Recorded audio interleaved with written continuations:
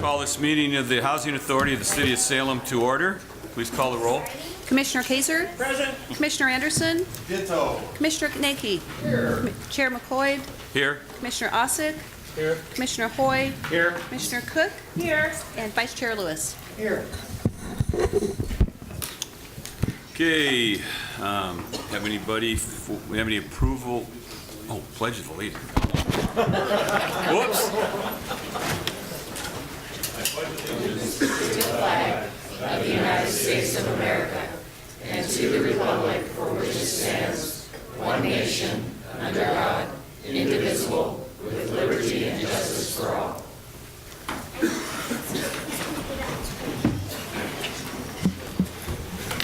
Okay, we have no additions to the agenda. We have any public comment? We have one person. Mark Connect.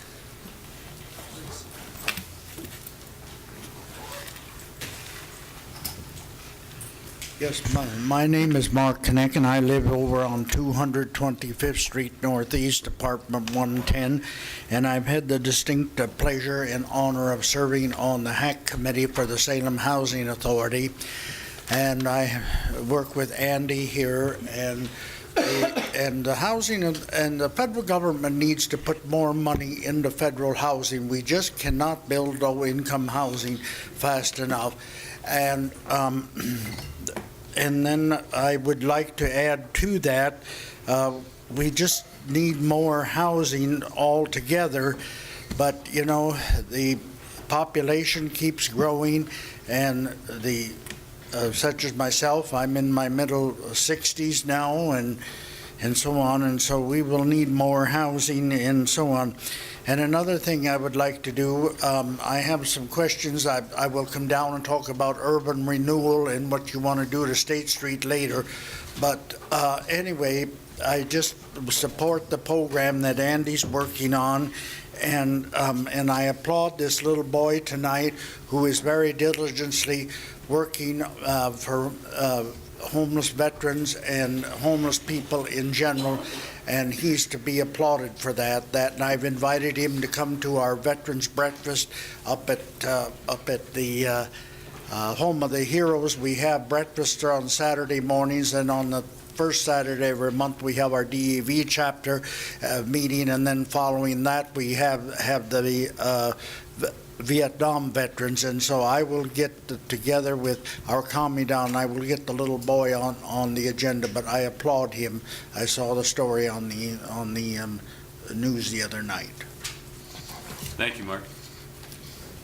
Anyone else wish to address the Housing Authority? Okay. Vice Chair Lewis, do you have a motion for us? Yes, I move acceptance of the consent calendar, which is actually the minutes of the June 11th Salem Housing Authority meeting. Second. Moved by Vice Chair Lewis, seconded by Councilor or Member Hoy, to approve the consent calendar. Any discussion? All those in favor signify by saying aye. Aye. Opposed? Motion passes. We don't have a public hearing, so we're going to go to special orders of business, and we do have something special tonight. We've got a certificate of recognition for Abel Nahera Banuelos, and it's pretty cool what he's doing here. So if Abel could come up to the front here, and the mayor, and we will present this to Abel.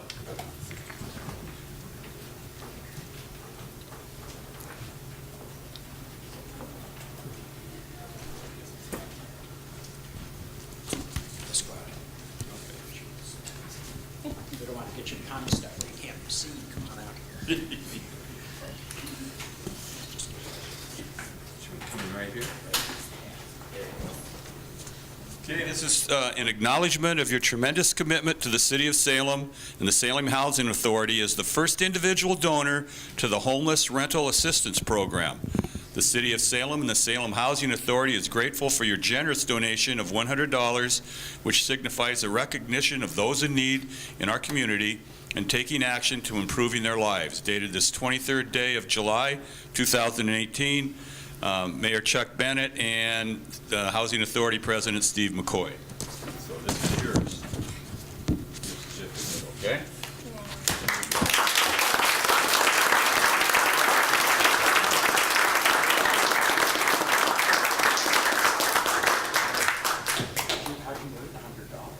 I did a lemonade stand. Lemonade stand. You're in the $100 with a lemonade stand. Think what all of you could do. Right?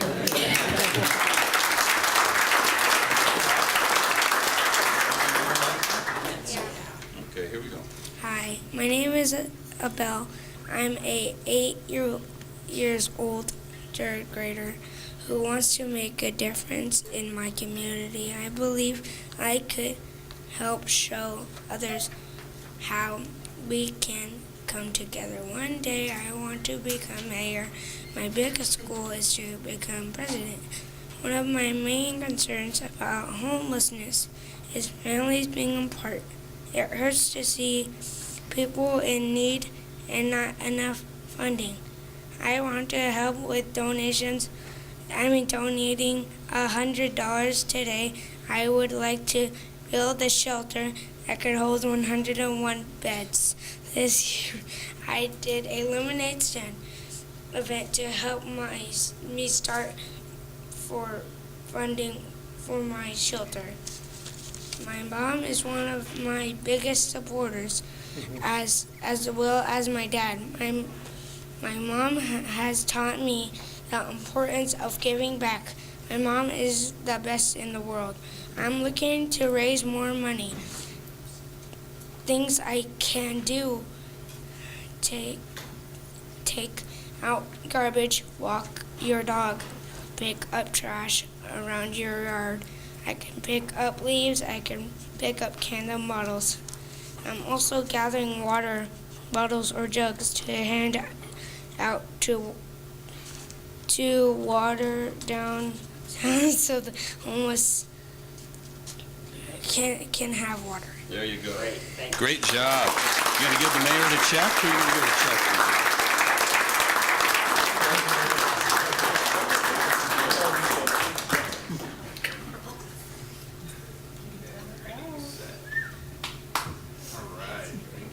There you go.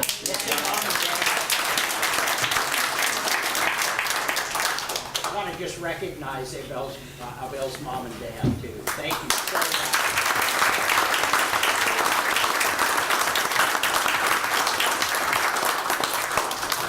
We'll give it to the guy who actually gets the money.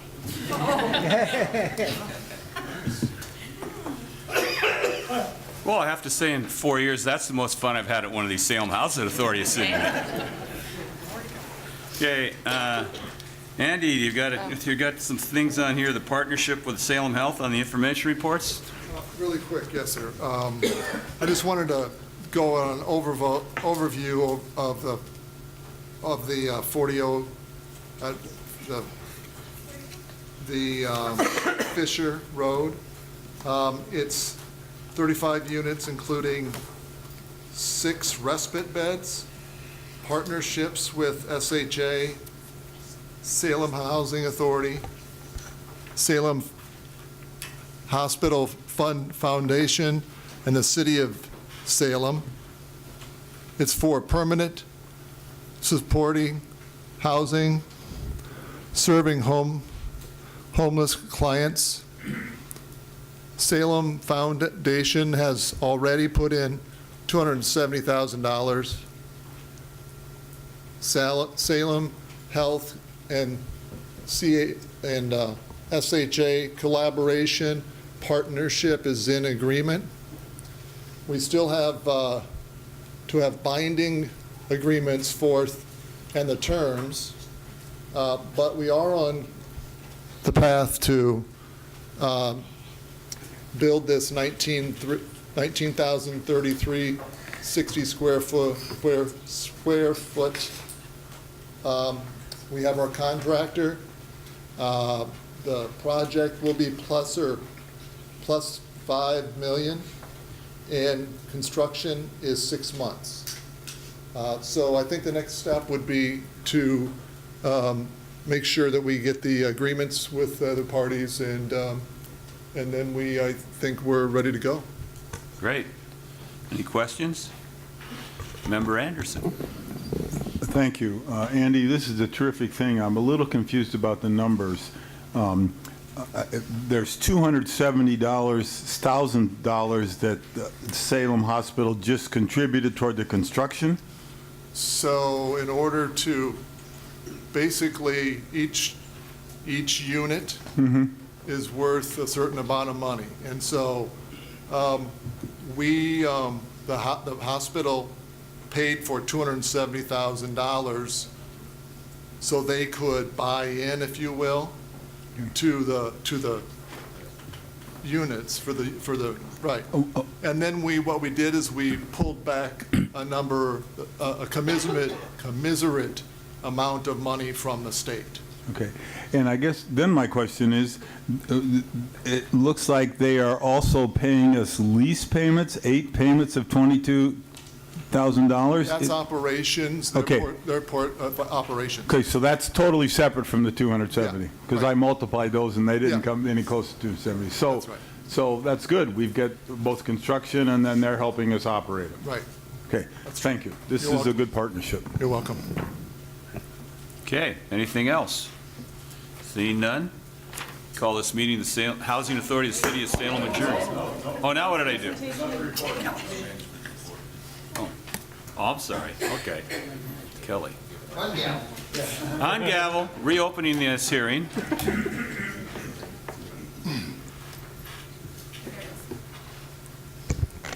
I was Sorry, just gonna, Kelly. That's fine. I was gonna provide a very brief overview of the outcomes from the first year of the Homeless Rental Assistance Program. This program launched as a result, it was actually developed as a result of Mayor Chuck Bennett, who was newly elected, came to the Housing Authority and said, I want to make addressing homelessness a priority. And so he challenged us essentially to develop a program, put together a proposal to house and provide services to the most vulnerable chronically homeless in Salem. So we went to the drawing board and took a look at what are the best practices, what are the models that are most effective, and Housing First is the model that is most effective. So Pam Garrick here spent a weekend developing this proposal and the framework of what became the Homeless Rental Assistance Program. As part of the city's strategic planning process, this has become one of the major goals for the city, is to implement a Housing First program. The city, in its last year's budget, allocated $1.4 million for the program, and it launched on July 1st of 2017. Our goal was very, very ambitious. Our goal was to house 100 of Salem's most vulnerable. And behind me are the staff that really make this happen. I would be remiss not to introduce them. So as I said, Pam Garrick is critically important. She authored our concept paper and has been really key in helping develop partnerships. Amazing, thank you. Christine Jeffries is one of our housing stability coordinators and came on board in December. And last and definitely not least, Miss Sonia Ryland, who, when we first started, Sonia was the sole case manager for this program. And I think through sheer will, determination, and passion, has been able to get landlords on board and to get folks housed. So I would like to recognize them. They are an amazing team of people.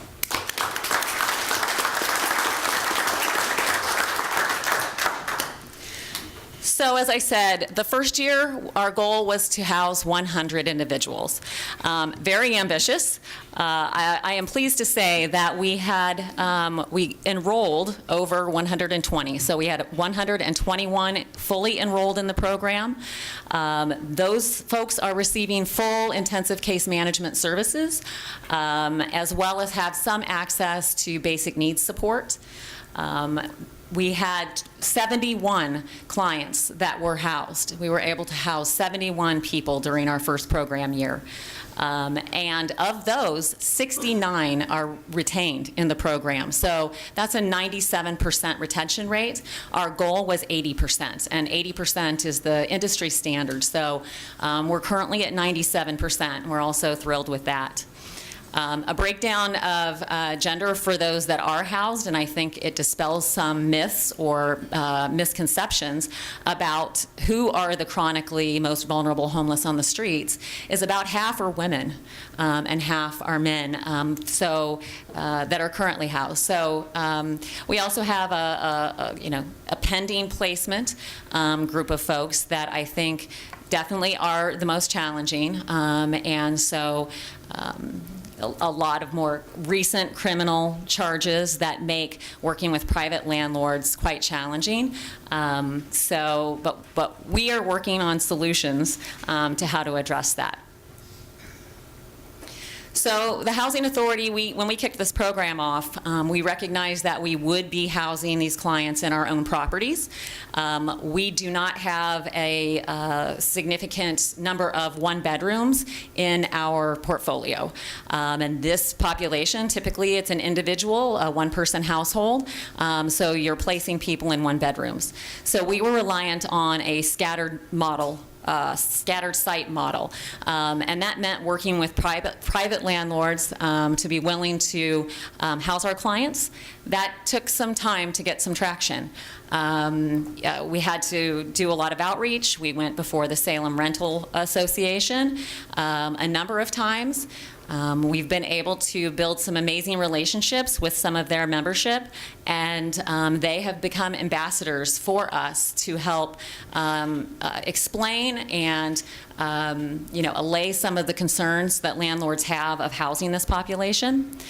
We currently have 17 that we're working with, and I think what we hear over and over again is that we have case management wraparound services here. So one of the big things that we're responsible for is making sure that lease violations are not happening. I mean, we're mitigating eviction.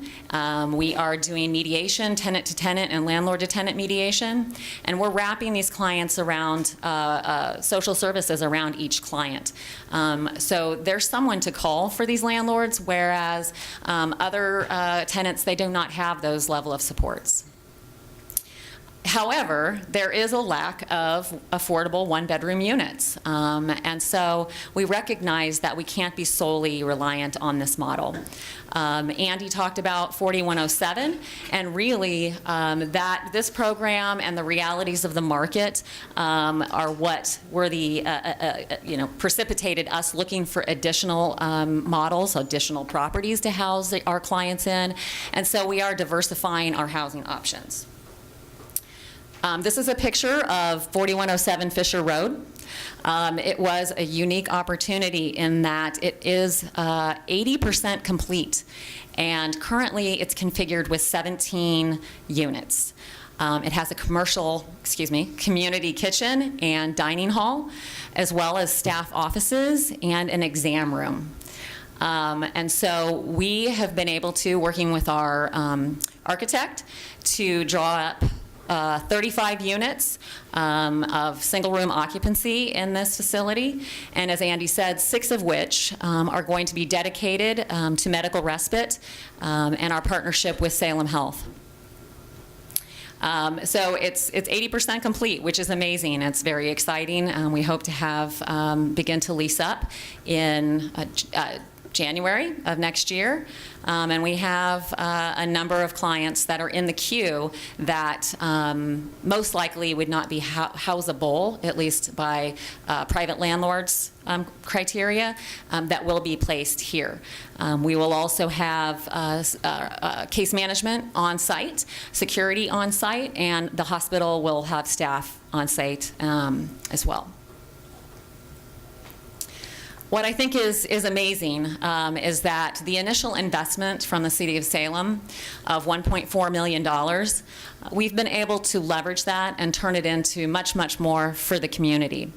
We wrote a grant to Oregon Housing and Community Services to help support this facility, and we're awarded $1.3 million. The City of Salem is committing another $1.2 million.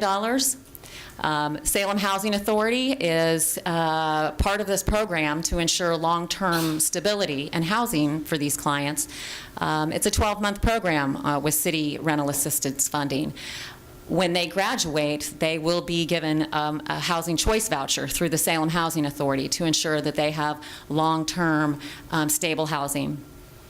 The Salem Health Foundation granted us $270,000, as Andy mentioned, as a contribution and buy-in to the property.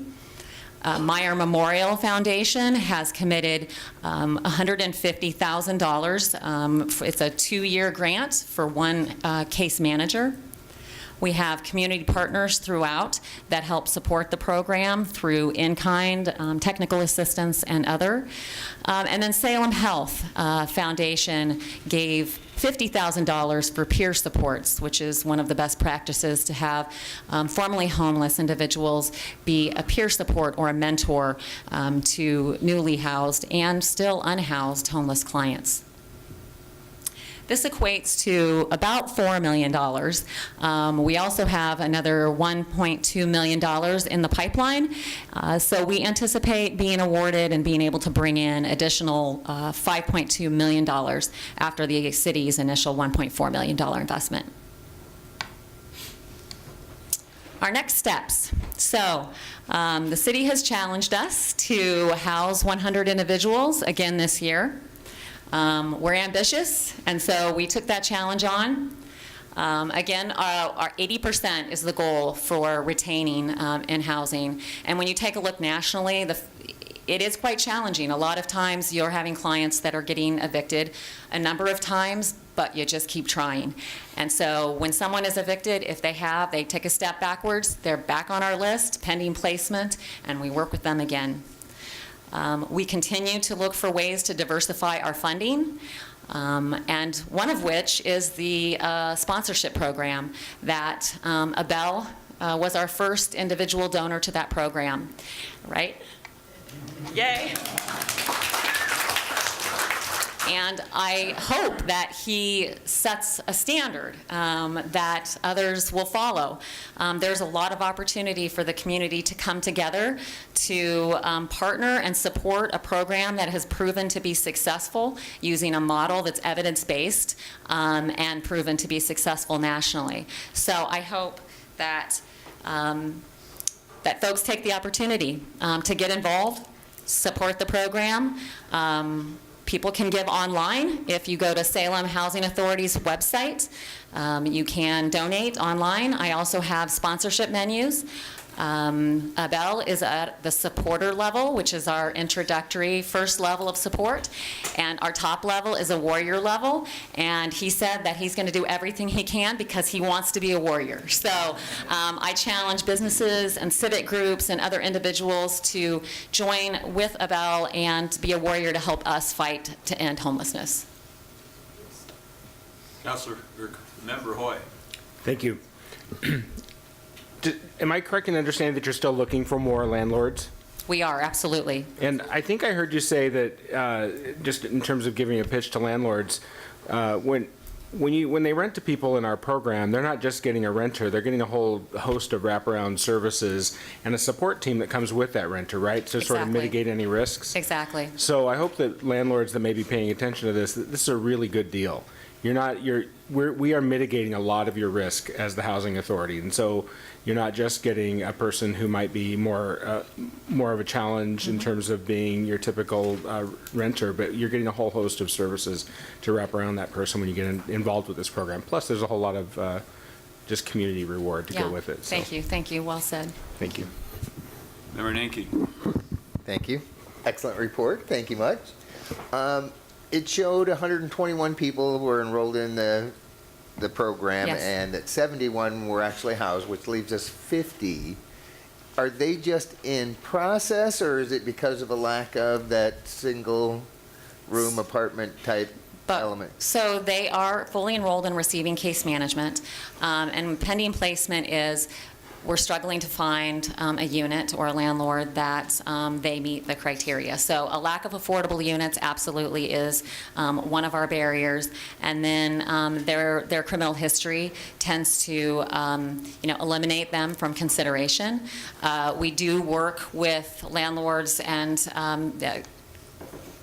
Sonia is amazing at changing minds and hearts. So, if folks are willing to, say, complete a drug treatment program and bring a certificate of completion, or attend our Ready to Rent renter's education class and bring that certificate to demonstrate that they're making, steps in the right direction to stabilize their lives.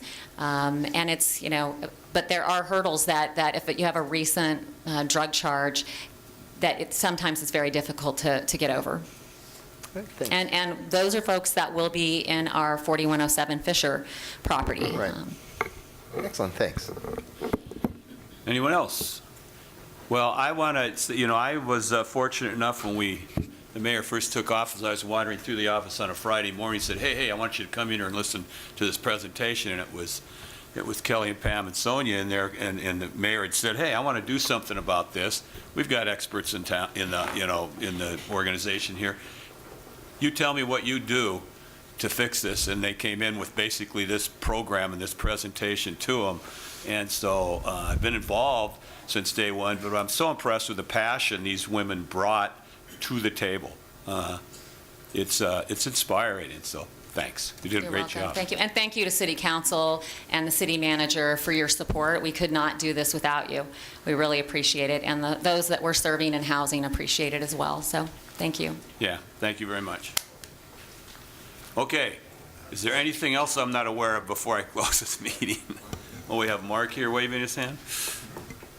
I just want to add one more thing. I do work diligently. I've been involved in prison fellowship ministry in this community for 20 years, and we do have a problem finding people that come out of our correction institutions, and I would be willing to, we could use you work with the prison fellowship ministry, and vice versa. And so I would, I would be willing to do that. Talk to me sometime. Thank you very much. Okay, Andy. Measure 102. Measure 102, critical for us to get mixed into income and our clients. So I hope that goes through and we push all the way along. Thank you. Thank you. Anything else? Member Cook? Could I just ask Andy Can I ask you to elaborate on Measure 102, Andy? At a very lay level, it will allow us to make affordable housing, mixed housing, and really will make such a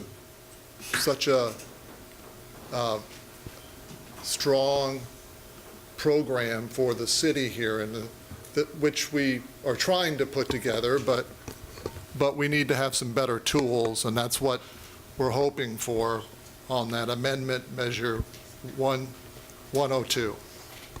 Mayor informs me that he will be bringing this for in the future with more information to let you know exactly what this is. Thank you. Okay? With that, I call this meeting adjourned for the second time. Thank you.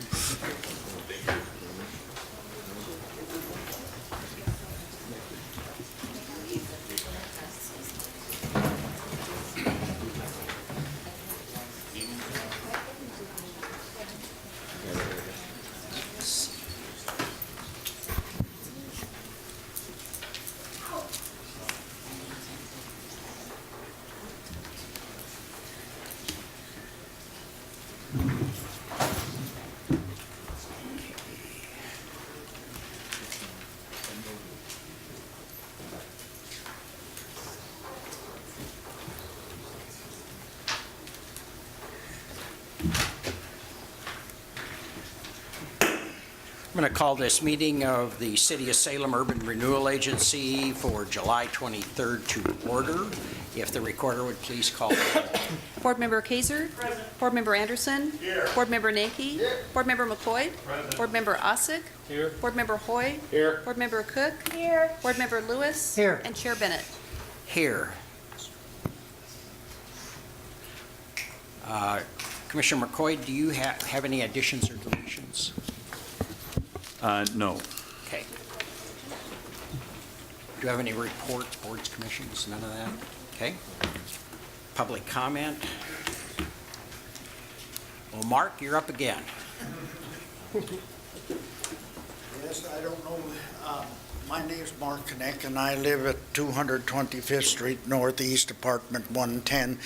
And the urban renewal, I guess the funding that's holding up the thing out there on McGillcrest is the funding. How did you get the funding to do that on Portland Road? How many years was that in the works? I was in the neighborhood association over there at the time that was all being dealt with. And as you do urban renewal and as we build affordable housing in this community, please remember that we've got to have those housing units on bus routes. Great, thank you very much. I can't remember how long, it's been going a long time. Do you happen to know when that was organized? For McGillcrest or No, for? actually, well, probably McGillcrest, but Portland Road, I think Mark was asking So about. Portland Road is one of our older urban renewal areas. I don't have the foundation date with me, but it has been quite some time because we're approaching our level of maximum indebtedness within that urban renewal area. McGillcrest is newer, and it can take a very, very long time before you have sufficient tax increment growth to be able to fund projects.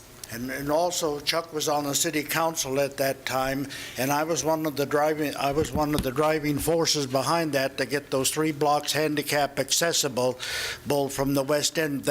We had to do that because otherwise the Americans with Disability Act would come in here and fine the city and whatever. So that was the only way you were going to get there. So I thank Chuck for that nice compliment, and so Chuck and I get together and have coffee every so often. I got to get together and have coffee with you again one of these days. Thank you for your time, folks. Thank you very much, Mark. Appreciate all the work you do. The consent calendar. I move approval of the consent calendar with the following polls: 4.3A by Commissioner Kaiser and 4.3B by Commissioner Anderson. Second. Okay, anything left? We've got the minutes from the June 25th agency meeting on the consent calendar, and then also 4.3C, which authorizes the use of $40,000 of currently unallocated funds from the Mill Creek Industrial Park Urban Renewal Area to fund a feasibility study evaluating engineering options and costs to improve the bridges over Mill Creek and the rail line along Kubler Boulevard Southeast to accommodate future vehicle and truck traffic in the area. Very good. Any discussion on the minutes or the Kubler Road project? Okay, all those in favor say aye. Aye. All opposed, motion passes. I don't show any information reports. We don't have any information reports, but I would like to announce that Cornerstone Apartments will be having their ribbon cutting on Tuesday, August 14th at 2 p.m. out at the property on Portland Road. Great. That's which property, if people are interested in? Cornerstone Apartments is, That's that great big I'm sorry, I'm project hearing out different questions.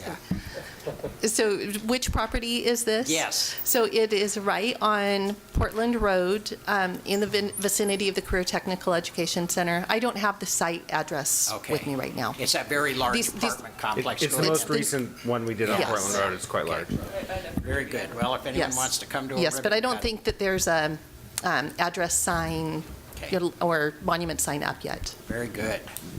Okay, we will go then to special orders of business. Councilor Kaiser.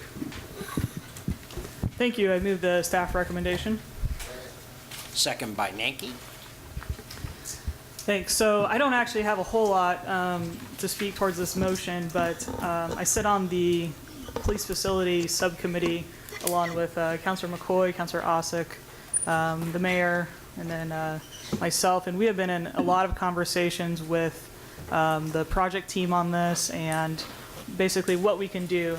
And I think this is a good way forward to kind of get what we need for our police facility while acknowledging the real world costs that are upon us now, which is a combination of things. One of which is we have a booming market. We also have a lot of tariffs to deal with. And so I think I would like to invite Chief to speak more towards kind of what the thoughts are for using this urban renewal dollars. Great. If I may, Yeah, Jerry Chief, Moore, please. Salem Police Chief, I'd like to turn it over to Alan for a brief presentation, and then I will certainly have some comments. Okay. Good evening. Hi, Alan. Alan Dannon with Public Works, here tonight to provide information in support of the request to allocate $2,085,000 in Riverfront Downtown Urban Renewal Funds to the Salem Police Station project. Those funds are currently unallocated in the Downtown Urban Renewal budget. Just quick status on the project. We're just over halfway through the design process and working our way forward at great pace to break ground on the project early this fall. We are going to touch on some design details in the presentation tonight, but I want to give a plug for our town hall meeting coming up on Wednesday at South Salem High School at 6 o'clock until 7:30, where there'll be a lot more of the design on display for folks in the public or anyone to come check out the progress since our last town hall back in March. There's three main points that we want to bring to you tonight in support of this request. One, as Councilor Kaiser mentioned, we're in a time of extraordinary construction market conditions, and those are impacting our budget. I want to talk about the steps we're taking to address those challenges and make it clear that it's not just a request to add money to the project to maintain a wish list or keep the project at an inflated level. And then finally, the Chief's going to talk about how we are keeping the promise of the bond to make sure that the project we deliver is the efficient and effective permanent home for the Salem Police Department that we talked about moving into the bond. So first, just a quick overview of our budget after the bond passed back in May. So at that time, we were projecting that the building would be about 115,000 square feet. As you remember, that was down from the initial request, the initial bond of 148,000. The overall bond amount, $61.8 million. When you take out the design fees, the property acquisition, furniture costs, permitting, all of which we're packaging here as soft costs, it leaves about $42 million for construction. As Councilor Kaiser mentioned, we are seeing extraordinary market impacts to the project, and those really break down into three areas. The first is labor costs. Overall, there's a skilled labor shortage, and like many other sectors of the U.S. workforce, in the construction trades, workers are aging and retiring, and they are not being replaced by young people going into the trades at an adequate rate to fill the gap. As a result, it's simple supply and demand. Not enough labor means that labor rates tend to go up. Contractors are working to backfill some of that gap, either by using less experienced personnel or just working long hours. But what that has an effect of is lowering productivity overall. And so you sort of get the double whammy effect of a given task taking longer and costing more per hour to do it. The second factor that was touched on, material price escalation and volatility. The steel and aluminum have been in the news a lot lately. We're certainly seeing dramatic increases in pricing there, and that affects not only the structure of the building, rebar and structural steel, but components all throughout. So windows, pipe, ductwork, any metal components in the building see an impact from this issue. It hasn't been in the news as much lately, but because of the booming market, we've seen similar price increases in lumber. And anybody who's shopped at Home Depot lately can probably echo that fact. The overall net effect is construction cost index continues to go up on an annual basis of 6%, and we're hearing from some sectors even more. That's certainly more than we estimated when we tried to put together our best guess at what escalation would be to the project back in 2016 and 2017. Finally, because everyone's so busy, there's a decrease in competition. In the past, times when this region or this area was really busy, we would sometimes see out-of-area contractors bid on work to take advantage of the opportunities here. Now, because everyone's so busy nationwide, we really don't see that, and so you get less competition for any given project. And that especially goes down into the subcontractor area, where general contractors have a hard time finding folks to do the work that they need to get done. In the end, those scarce resources lead to taking longer to get things done, higher overhead, and increased costs. A couple other facts just to add on here. We've been keeping an eye on projects all around the region: Beaverton Police, Tigard Schools, Clackamas County, Lake Oswego.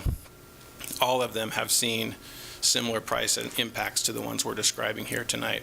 And then, not to be too negative, but I guess it's positive too. Here in Salem alone, there is school district work in the Oregon State Resiliency Project that adds up to over $1 billion of public work that's still in the pipeline. So even if the private market cools down, there's still plenty of work coming down. So our market's likely to remain very busy for the next several years. So as I mentioned, we've been taking a lot of steps to try to control this. It was pretty clear even from early on in the project that we were going to be fighting a headwind here, and so I want to talk to you about a few of the things that we've done to try to course correct. And the first really stems back to the decision the council made here back in December to approve an alternate to the traditional low bidding process called Construction Manager General Contractor, also known as CMGC. That allowed us to bring our contractor, J.E. Dunn, on much earlier in design and start getting feedback from them both about where the costs were at and what we could do about it. If we had gone on with the traditional low bid process, we would have course corrected as best we could, but we would have likely gotten to putting the project out for bid early in 2019 and having a seriously rude awakening as to where we stood budget-wise. And at that point, it's much more difficult to correct the design, and you're much more likely to take a pretty heavy schedule hit as you try to figure out what to do. So this method definitely, although we're getting bad news, it's better to get that news early while you can still adapt to it. So that has definitely paid a dividend here. The other thing that our design team was challenged to do early on was figure out how we could still deliver everything we needed in a smaller package. We knew that by trimming the size of the building, we could control costs. And so through efficient design and really making sure that every space was exactly what we needed it to be, and they used some tours of existing facilities to help inform that, they were able to reduce 11,000 square feet from the building footprint without compromising any key elements of the program and still allowing for 30-plus years of staff growth. One benefit of the current market is it's a good time to sell a bond. So we were the beneficiaries of our bond selling at a premium, and those earnings, both the bond proceeds and premium, are earning interest right now. Those funds are available to us without a net impact to the tax levy that was approved by the voters, and in fact they have the same restrictions as the bond funds. They have to be used for project eligible expenses. Finally, we've gone through the project with our team in a pretty thorough manner, looking for all kinds of ways to cut costs, and they really fall into two categories, and I'll give a couple examples. One is just finding better ways to do things and better ways to meet the end desire or the end need. So this example is the metal panels that will clad the exterior of the building. Some feedback we got from a local supplier was a mistake he often sees, like the example on the left, is panel sizes that are varied and don't necessarily match what's available in the raw sheet metal that the panels are fabricated from. So in the end, you wind up with wasted material to cut out these various different shapes, and although it looks appealing, you are paying for a lot of sheet metal that doesn't wind up on your building. This is a cutout on the right from our preliminary elevation of the Salem Police Station building. And you can see we've selected a uniform panel size, and it matches what's generally available on the sheet metal market, so that we'll have a minimum amount of waste in fabricating those panels, and they're uniform and productive to install, so we get a better cost per square foot to clad our building. The other general category of how we've cut costs is really just going through every element and asking the question, do we really need it? Can we live without it? Is there something that we could do different at a lesser cost that would still meet the needs? And the example here is the parking structure.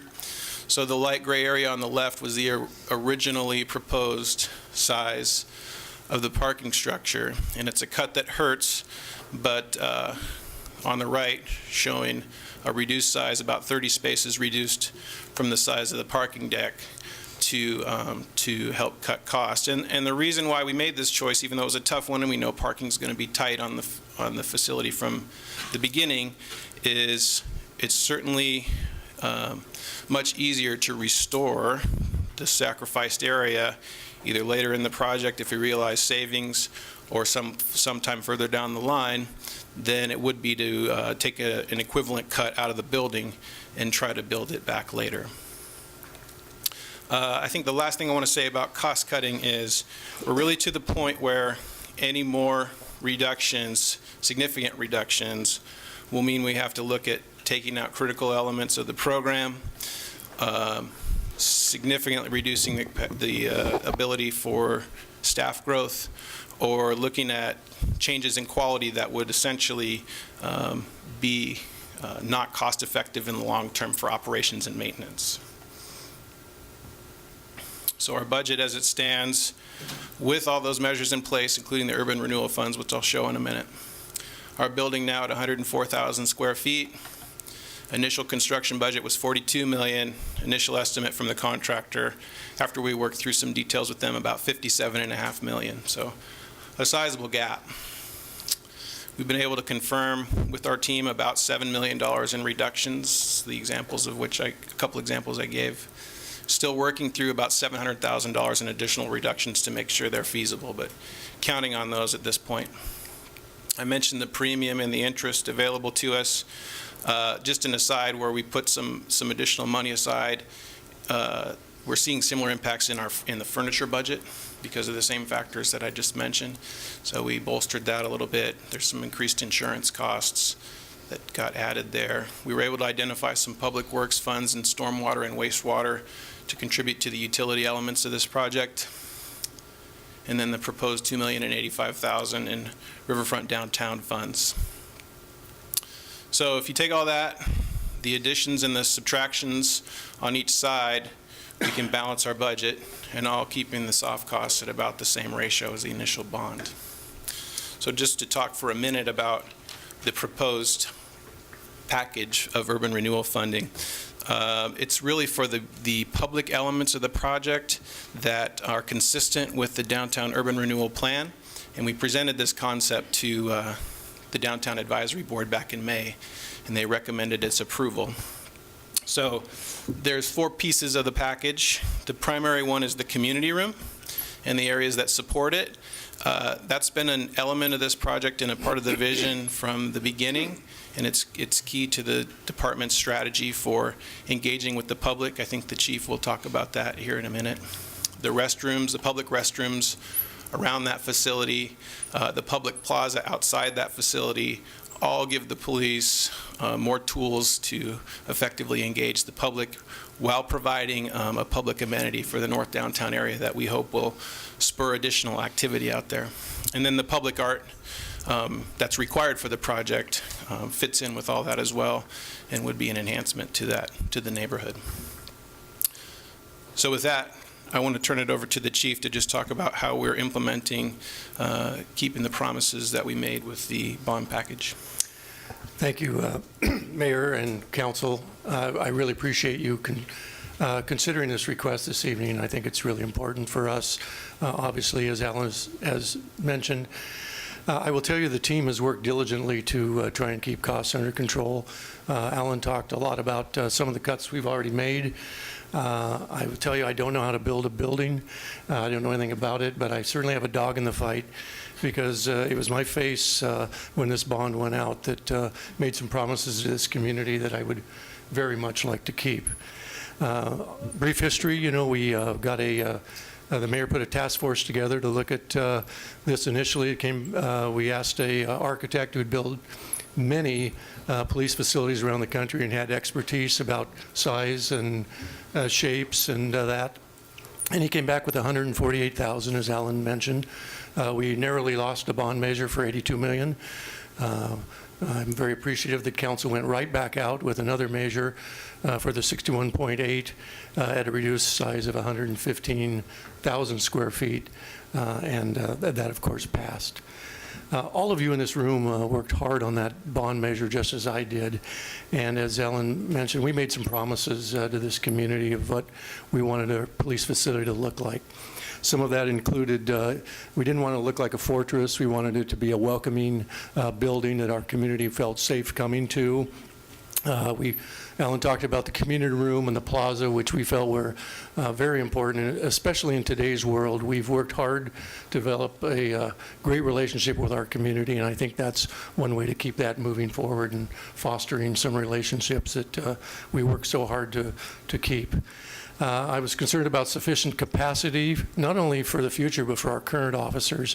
This building is going to provide them the working space that they've never had. None of them have had, and that includes our patrol officers, our investigators, all of our detective units, and of course our special teams such as SWAT and our bomb teams and such. Probably the most important thing that this facility offers is safety for our community, and that especially is critical for our victims who come into the police department. We talked about that at great length during the bond measure, our work on that, and safety for our officers and our volunteers and all of our employees that work there. Alan mentioned operational efficiency, and that is truly important here, returning our crime lab and our evidence back to our one facility, and of course sufficient parking for all of our vehicles, and that includes bringing our special team vehicles such as our Bear, our SWAT vehicle, back to the police department, so when we are required to respond to something, we can do it more efficiently. So those are some of the promises that we made, and I know our team has worked hard to achieve those with the budget that they have, and I really appreciate that. Alan touched on it, but I want to make sure that we all recognize we didn't sit back and say we want to keep this at 115,000 square feet and we don't care what it costs and we'll just go ask for more money. That is not at all what we did. We've reduced this facility by 11,000 square feet, and if you're keeping track of numbers, we're 44,000 square feet smaller than our original bond measure.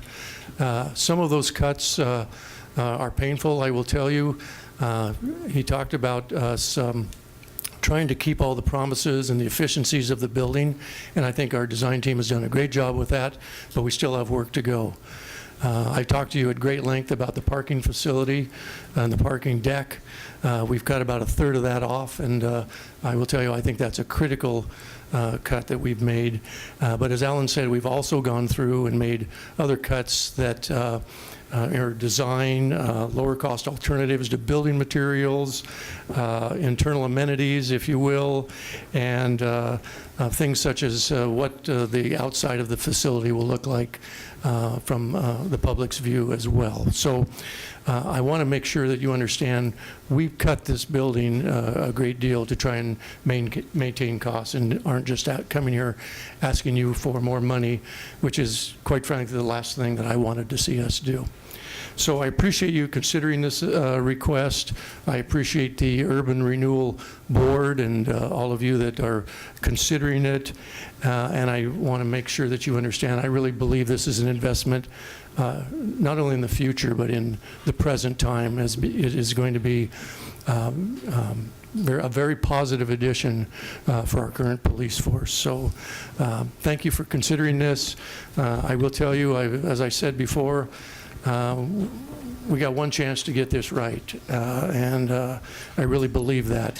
10 years after where we are right now, it was overcrowded, and that's the last thing I want to see happen with this new facility. So thank you for your consideration. Very good. And Kristen, could I have Kristen finish up? Yes. Kristen Rutherford, Urban Development Director, and I would like to talk about this in the context of the Riverfront Downtown Urban Renewal Plan and our urban renewal budget for that area. So what we are proposing in this action item is to transfer $2,085,000 from a line item within our current year budget that is for unspecified future projects. That line item has an allocation of $4 million. To put that into context of our total urban renewal budget for the Riverfront Downtown Urban Renewal Area, our budget for this year is just over $21 million. So I think there's been some communication out there in the public that we're diverting half of our urban renewal budget to the police facility. That is not the case. So we're taking half of a line item for unspecified future projects. We are not going to be impacting any of the projects that are in our current year budget. We won't be stopping anything from moving forward. To add some additional context, some of the other projects that will be moving forward that we will continue to be funding are $1.5 million for the Union Street bike-friendly street improvements, $2.75 million for streetscape design, $5.5 million for our grant programs, $3.5 million for property acquisition of the Saffron and UGM sites, and then $2 million that is for road improvements connected to the police facility. And then a number of smaller projects as well. We'll continue to be funding our broadband feasibility study, our alley improvements, toolbox loans, a north block market design, and State Street one-way and two-way conversion. So we will still be doing a lot of good work within the urban renewal area. So as we worked with the project team, looking at the elements of this project and trying to see where we could help fill that gap, we looked for components of the project that kind of synced up with the urban renewal plan and that served the urban renewal area. And within our urban renewal plan, we have a section that identifies public art, and we also have a section in the North Downtown redevelopment area of the plan that includes constructing and improving public improvements. And based on those two elements of the urban renewal plan, that's where we identified the artwork that is a part of the police facility, the public restrooms that will be serving the urban renewal area, the public community room and meeting space, and the plaza area, because all of those, while they do serve the city as a whole, they provide a greater service to that immediate area and will be used most heavily by those that are living with and working within the urban renewal area. One other thing that I wanted to add is a little bit of context to construction costs. I think that Alan did a really good job of explaining the background and what's going on in public sector projects and what's happening with cost escalation. To add to that, I had a meeting here in the last week with developers out at Mill Creek, and they shared with us that what they have been seeing within the Oregon region, they work mostly in the Portland and Salem markets, they're seeing costs go up at 1% a month. That's tremendous. Year to year, in this last year, steel costs have gone up 25%. And just since April to June of this year, they've gone up 5%. So it's public sector, it's private sector, everybody is struggling with this. And I'll conclude there. Great. Thank you very much. Any questions, comments, Councilor Hoy? Thank you. I don't have a question, I have a comment. As you know, I have a unique perspective sort of on this building project, and I'm very familiar with all of the things the chief has outlined and Kristen has outlined, and I'm fully supportive of where this project is and providing this additional funding. I think it's the right thing to do. This is a unique building. We're not going to build anything else like it in the city of Salem. We have to do it right.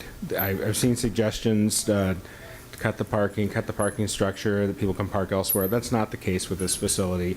This is not like other buildings. This is not a regular office building. We have to, I think the design elements that are here are critical, and we need to go forward with this project and do it right. We made a promise to the voters, and I think this additional funding helps fulfill that promise, so I fully support it. Thank you. Thank you. Councillor Cook? Thank you, Mr. Mayor. Yeah, I just want to second what my colleague said. I think to use the analogy where, we didn't order the ingredients and we have to bake the cake, we did order the ingredients. We are baking this cake, and costs have escalated. We've got other things to be incorporated, but now we've got an expectation on what we're going to deliver. Sitting through the staff presentation on this, on the cost-saving measures that have been cut, I know these were tough decisions for the chief. I know that they were really the best that we could do given the circumstance. But once we start looking at further cuts, it really becomes a situation where I don't want anyone to think, well, we passed this bond. Why is this all that we have? This is something that we can feel proud of, that it serves a purpose, and it needs to be feasible. We are making an investment. By cutting the costs on this, it will not give us a better return. We need to have something that will serve its purpose. So I appreciate the work that staff and the chief have done on this. Thank you. Councillor Anderson. I want to talk just a second about the parking, because in the original bond of $83 million, I was the one who made a motion that said we should reduce 166 parking spaces and require all those spaces to be used at the Marion Street Parkade. We didn't really have a discussion of it because nobody seconded my motion, so we moved on. But since then, I've had many conversations with the chief and others, and there has been a reduction in parking, and it went from 166 to 106, I believe. And then I think it's, if what Mr. Dannon told us, it's been reduced even more from that. And I was convinced in those discussions that there is a need to have parking on the second floor for the most efficient way the police operates, as opposed to saying, go down 2 blocks lugging your gear to find where your cars are parked. So I think I want to commend the chief and the planners by, taking that parking to heart and doing what they can do while still maintaining the efficiency of what you need. Just 2 more brief comments. The next one is, I supported the original use of public urban renewal funds for the streets on the grounds that those are streets that everybody is going to use. And that same theory translates into what this $2 million plus is going to do. It's areas that are there for the public. So that makes sense within the context of what urban development funds are used for. This isn't money that's going to give you a bigger storage locker or a bigger crime lab. It's money that's going to be used for the elements that how the police interacts with the public, and I think that's extremely important. Then one follow-up to that is I noticed the plans there. We got Mill Creek running along there, and I would think at some point it might be a good idea, because there are other plans for Mill Creek upstream, to have some sort of public walkway along, outside the fence along Mill Creek, that maybe we could look at that in the planning. I'm not on the planning group, but I think you should. I will ask that you give some consideration to that. But I'm all in favor of this motion. Great, thank you. Councillor McCoy. I'm one of the councilors, along with Councilors Osick and Kaiser, that have sat on the subcommittee reviewing this on a monthly basis as we've sort of gone through this. And so we've seen this in sort of slow motion, if you will, as Alan and the crew and the general contractor have struggled with what's going on here. And it's been a little painful to watch when you pass something and you go, okay, we're going to have this, crown jewel in that area of town, and then because of really things out of our control and a booming economy, slowly this goes away and that goes away. And I think they've done a really good job of maintaining the integrity and the vision of what we've got, and while still making painful cuts that are sort of the nice to haves are all gone. The need to haves are all there, but the next cut's a need to have, and then the the usefulness of the building is going to be, it's going to deteriorate, and we don't want to see that happen. So I agree with Councilor, or member, I guess, Councilor Anderson's comments too. This is totally justified. I agree with the logic that's been seen here. This is a community, something that's going to add to the community. It's going to serve the community well. I think it's going to enable the police department to interact with the citizens on a much more close basis and in a better manner, not just an enforcement manner, but a collegial manner, which I think can do nothing but help in the relationship on a long-term basis. So I'm fully in support of this and would urge your support too. Thank you, Councilor Lewis. A couple of comments. One, I truly appreciate the comments of Chief Moore. This has been his baby for quite a number of years now, and like child rearing, it doesn't always feel real good. But I think we have something that we can work with, at least if I understand you correctly. This is going to be an efficient and well thought out facility for the police for a number of years. And you could put in a 10 by 10 foot trailer in front of your office right now, and it'd be a drastic improvement of what you got right now. The other comment is about the appropriateness of using urban renewal funds for this. And all I can say after watching how we've spent urban renewal money over the last 14 years, we spent it on some very interesting things. I don't want to pick on wayfinding signs, but there's been a lot of things that have fit. And if they do, then this certainly does. Okay, just one thought. I hope, Chief, as this progresses, you will not be reluctant to come back and talk to us again if you have to, because this escalating cost and the other things associated with it, I think we have to be prepared. We just can't let this not be a 30-year facility that meets the expectations of the people who voted for the bond. That's my opinion. I'm not going to put that to a vote. We're going to vote on this motion instead, so all those in favor of the motion say aye. Aye. Aye. All opposed, motion passes. Councilor Anderson. Thank you. I move that we accept the Salem Convention Center marketing addendum for fiscal year 2018-2019. Second. Second by Cook. Go ahead. Thank you. I pulled this because I am the son of a woman who was educated as a high school English teacher, and she never taught because she was a minister's wife of the 50s, 60s, and 70s, and she had 4 of us within 5 years. But she taught us. And I said the same thing at the last time we had the marketing addendum. I thought there were some pretty easily caught grammatical errors, editing errors, proofreading errors, and I actually discussed it again, as I said last year, and I was hoping to see something better this year, and there isn't. And I actually marked things up because I perused it, I didn't scan it, and I have given it to the folks from the SCC who are here, and I'm happy to discuss any of those things with them. But this is a professional product. Yes, it's for us, but at some point, the same people who are writing the things for us are going to be writing what goes out there. So I've made some markups and changes, and I don't have any disagreement with the plan and the idea. I just think it needs to be presented a lot better, and I gave those markups to the folks who are here from the SCC, and also to Kristen Rutherford, and also to the city manager. So I'm looking forward to a much more polished and professional product next year. Thank you, Councilor. My wife was one of the last proofreaders at the Statesman Journal, and in my opinion, it has suffered ever since.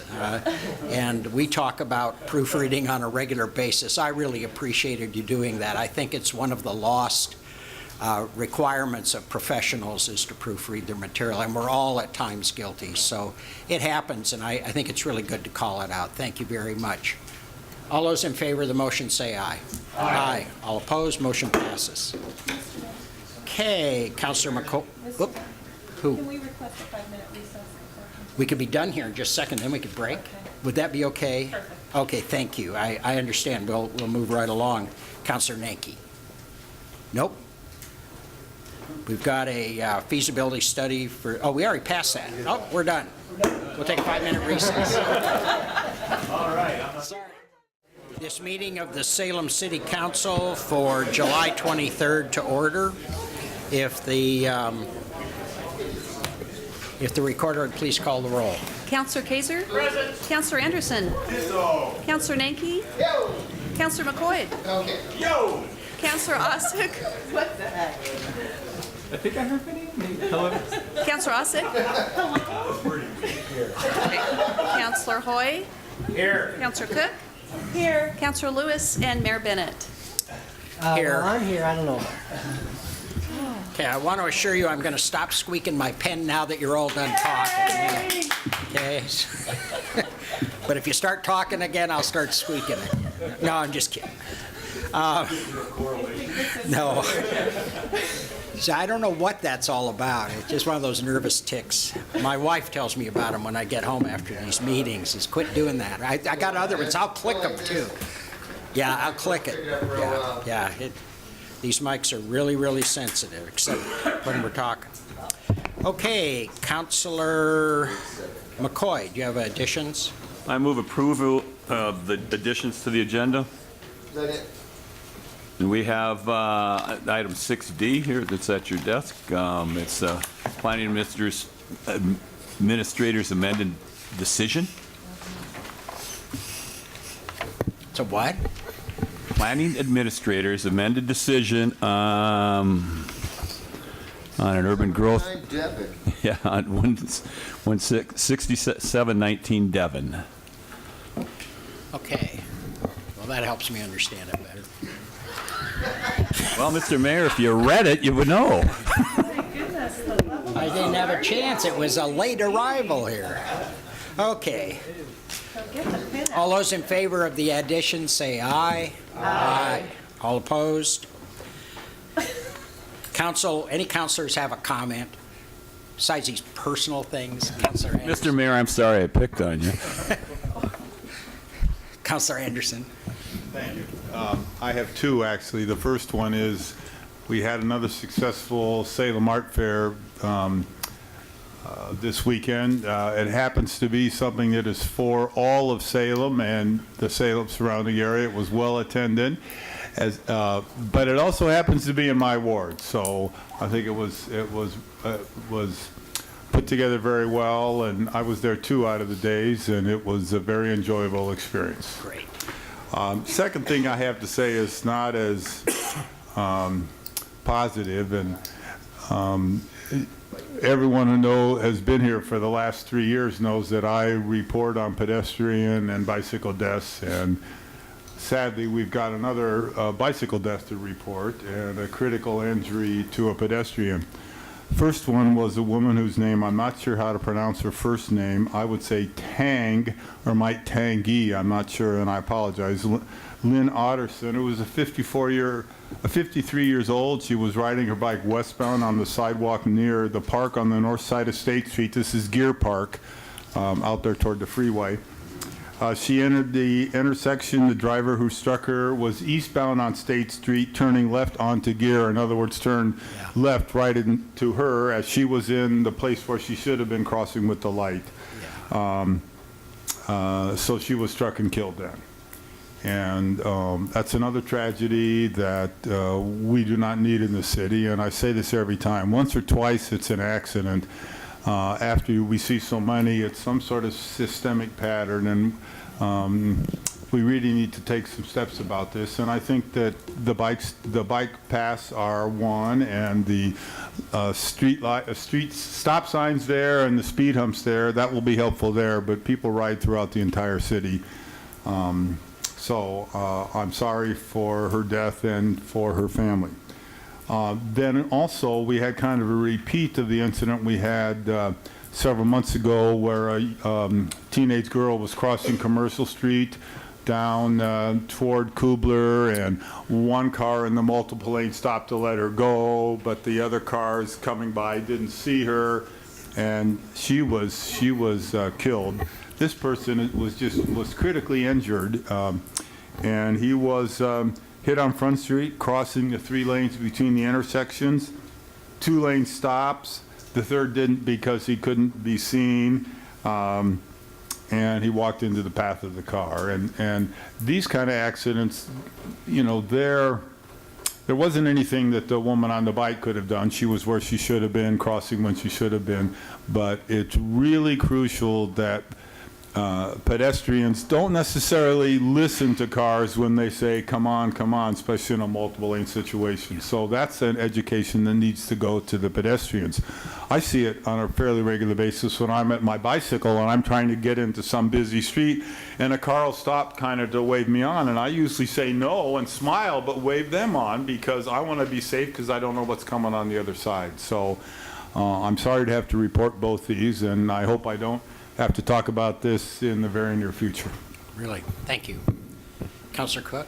Thank you, Mr. Mayor. Just to kind of build on what we discussed and what my Councilor Anderson also talked about, I found something that it sort of rang true with the comments and the feedback that we're getting within my ward.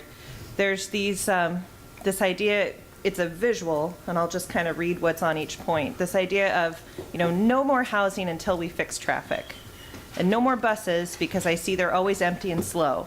And no bus lanes because they restrict my freedom to drive. And no more trains because they don't know where I want to go.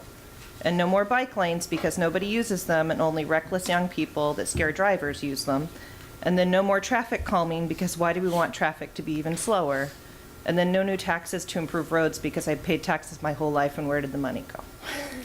And it kind of goes in this circle of, you know, we can look at fixing individual problems, but in the end, all of these things are connected. Housing, how we get where we're going, the modes that we use to travel, and the way that we use our land. It's all connected because of how we choose to live where we're living here in Salem. So just to build on that. Thank you. Councilor Hoy. Thank you, Mr. Mayor. I'm going to change directions a little bit and go with a little bit lighter tone. And I'm excited to announce that to welcome you out to Ward 6 on Thursday at 3 o'clock for lemonade with the mayor in McKay Park. Happy to be joining you. I expect everyone will be there. Absolutely. We might be selling some of it to make 96 donations to the degrees. Housing Authority. I'm not sure yet if that's going to be legal. We'll check with the attorney to see if we can do that, maybe sell some of the lemonade. But 3 o'clock, this coming Thursday, McKay Park. I invite you all to join us. And then also on Friday in Lasse, cross-cultural Friday night potluck at Harry and Grace Thorpe City Park, which is on Northeast 38th Avenue. City manager and I were there last year, and it's a really nice event. It's a great event to ride your bike, walk. There's not a ton of parking out there at that park, so I encourage folks to join us there at Harry and Grace Thorpe City Park on 38th Avenue on Friday at 6:30 within Lasse. Thank you. Thank you very much. I appreciate a chance to come out to McKay. That was a park that I really got involved in my first term on the council. That was in my ward at the time before they changed the ward boundaries again. So, yeah, that's a really great park. I have no proclamations, so we have a presentation from the Salem Police Foundation.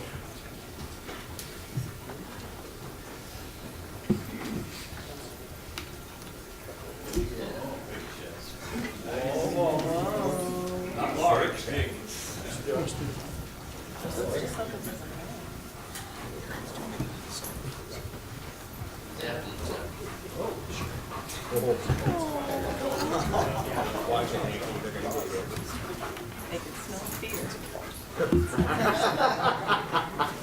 That's why they're all looking your guys' direction.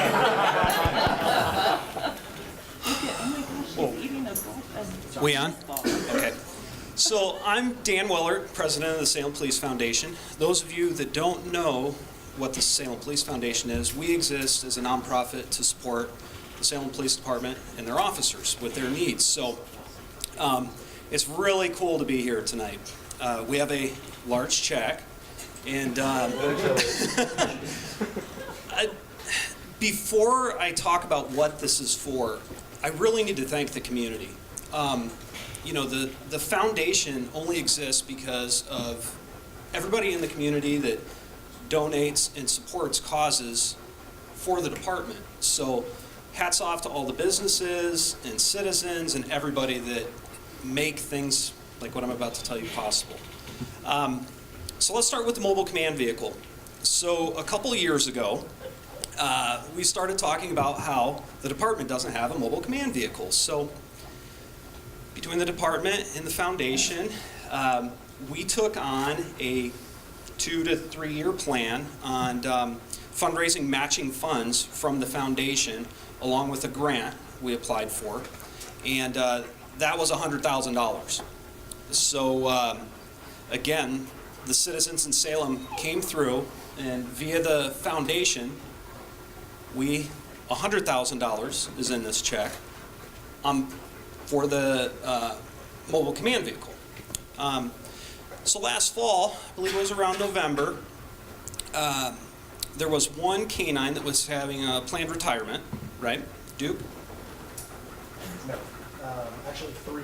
Well, one, yeah, planned. And 2 canines had a medical retirement all in a rush, so that's 3 canines. The foundation, we've always had great support for the canines and funding for canine equipment and to help on the replacement.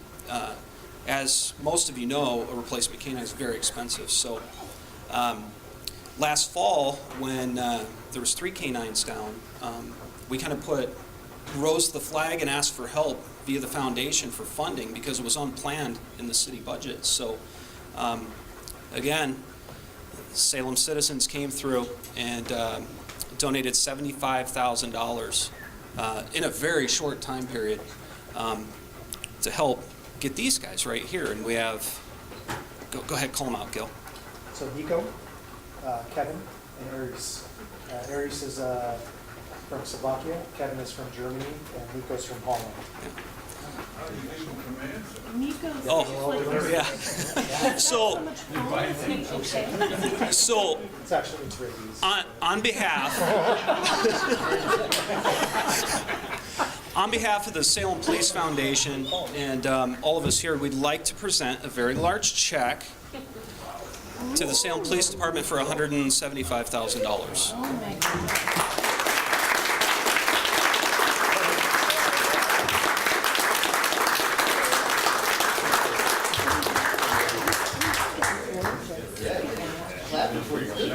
Thank you, Dan.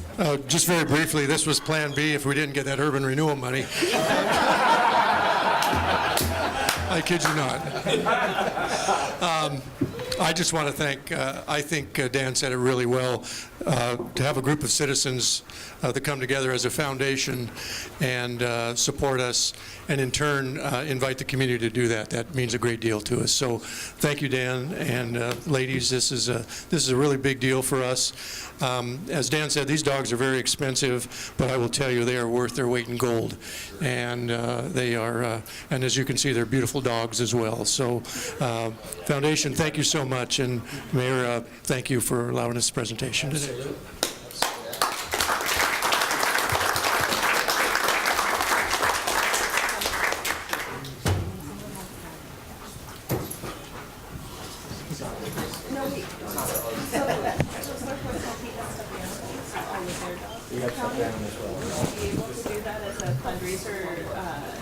I think that a lot of people would purchase those.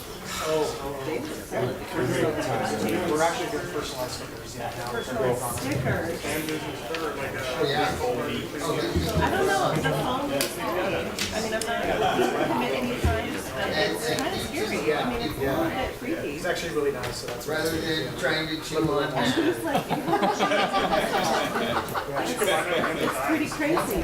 Well, thank you again for coming in, too. Okay, we're going to go to the section on public comment. Craig Parker, David Graysmith, and Tom O'Connor line up.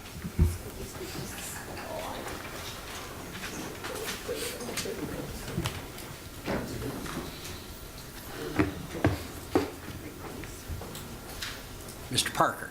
Yes, my name is Craig Parker. I live at 1496 Court Street Northeast, and my property is right next to the State Street Corridor Plan area, which is MU1. And I understand that item number 5A is on the agenda, And I'm a little bit confused as to what it's all about, but I would like to make some comments, or actually just some questions for clarification when we get to that particular agenda item. I'll let you go ahead with some comments on the general issue, and then we'll move on to the next people. Number one, as you probably, City Council probably knows, residents have expressed their desire to have a 45-foot height, and if there's any possibility for that to be considered, I would ask you to do that. There's already some precedents in the city for a 35-foot overlay zone, they call it, between residents and commercial. So could this be adopted by the city for MU1 and MU2? Secondly, I would like some clarification as to how the alleys are going to be impacted. The north-south alley probably would be widened. That's what I'm hearing anyway. But there's also an east-west alley that would be widened. But there's also a north-south alley that abuts into the east-west alley. It's only about 12 feet wide. How would that be impacted by the revised zoning?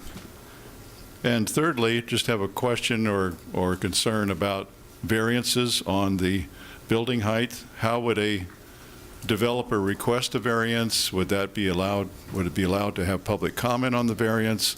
And would a variance or an adjustment create a precedent for the future? Okay. Those are my only comments. Thank you. Thank you very much. David Graysmith, followed by Tom O'Connor.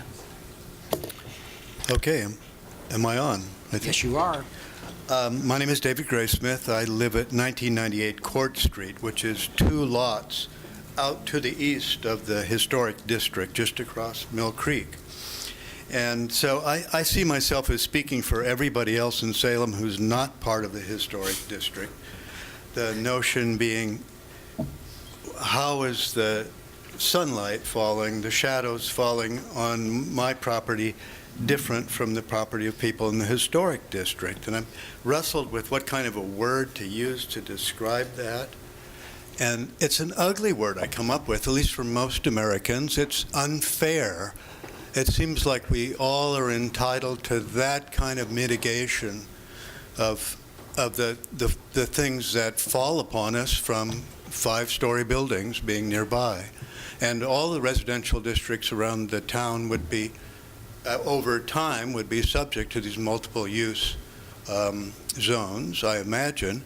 That was the point. And so I'm just hoping that we can define the mitigation, the buffer zone around residential neighborhoods versus commercial usage in some way that will serve the city the next 30 years, like the police station.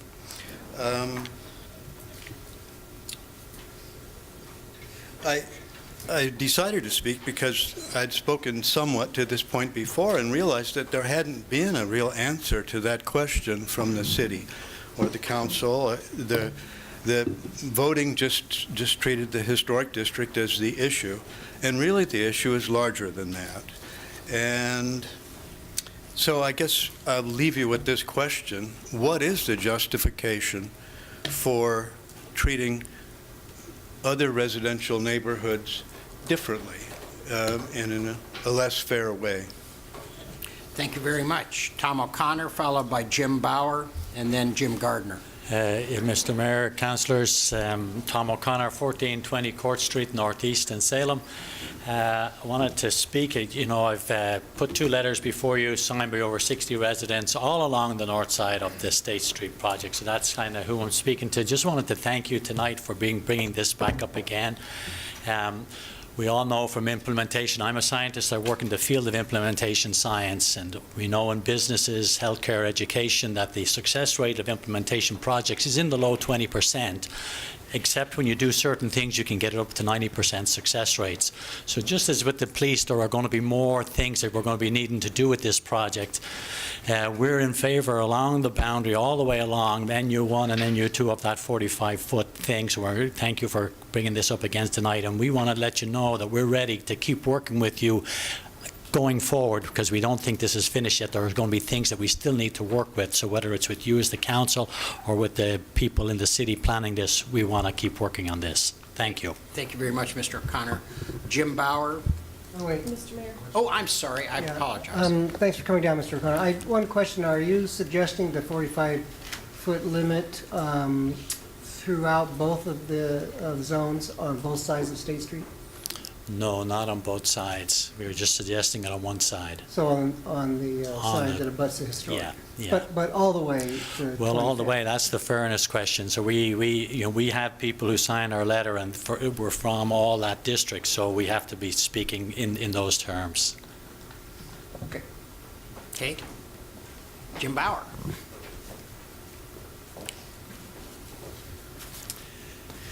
Jim Bauer, representing Willamette University, 900 State Street. I'm here to comment on item 3.3C, which is discussing change in the Capitol Mall pay-to-park plan. And this, I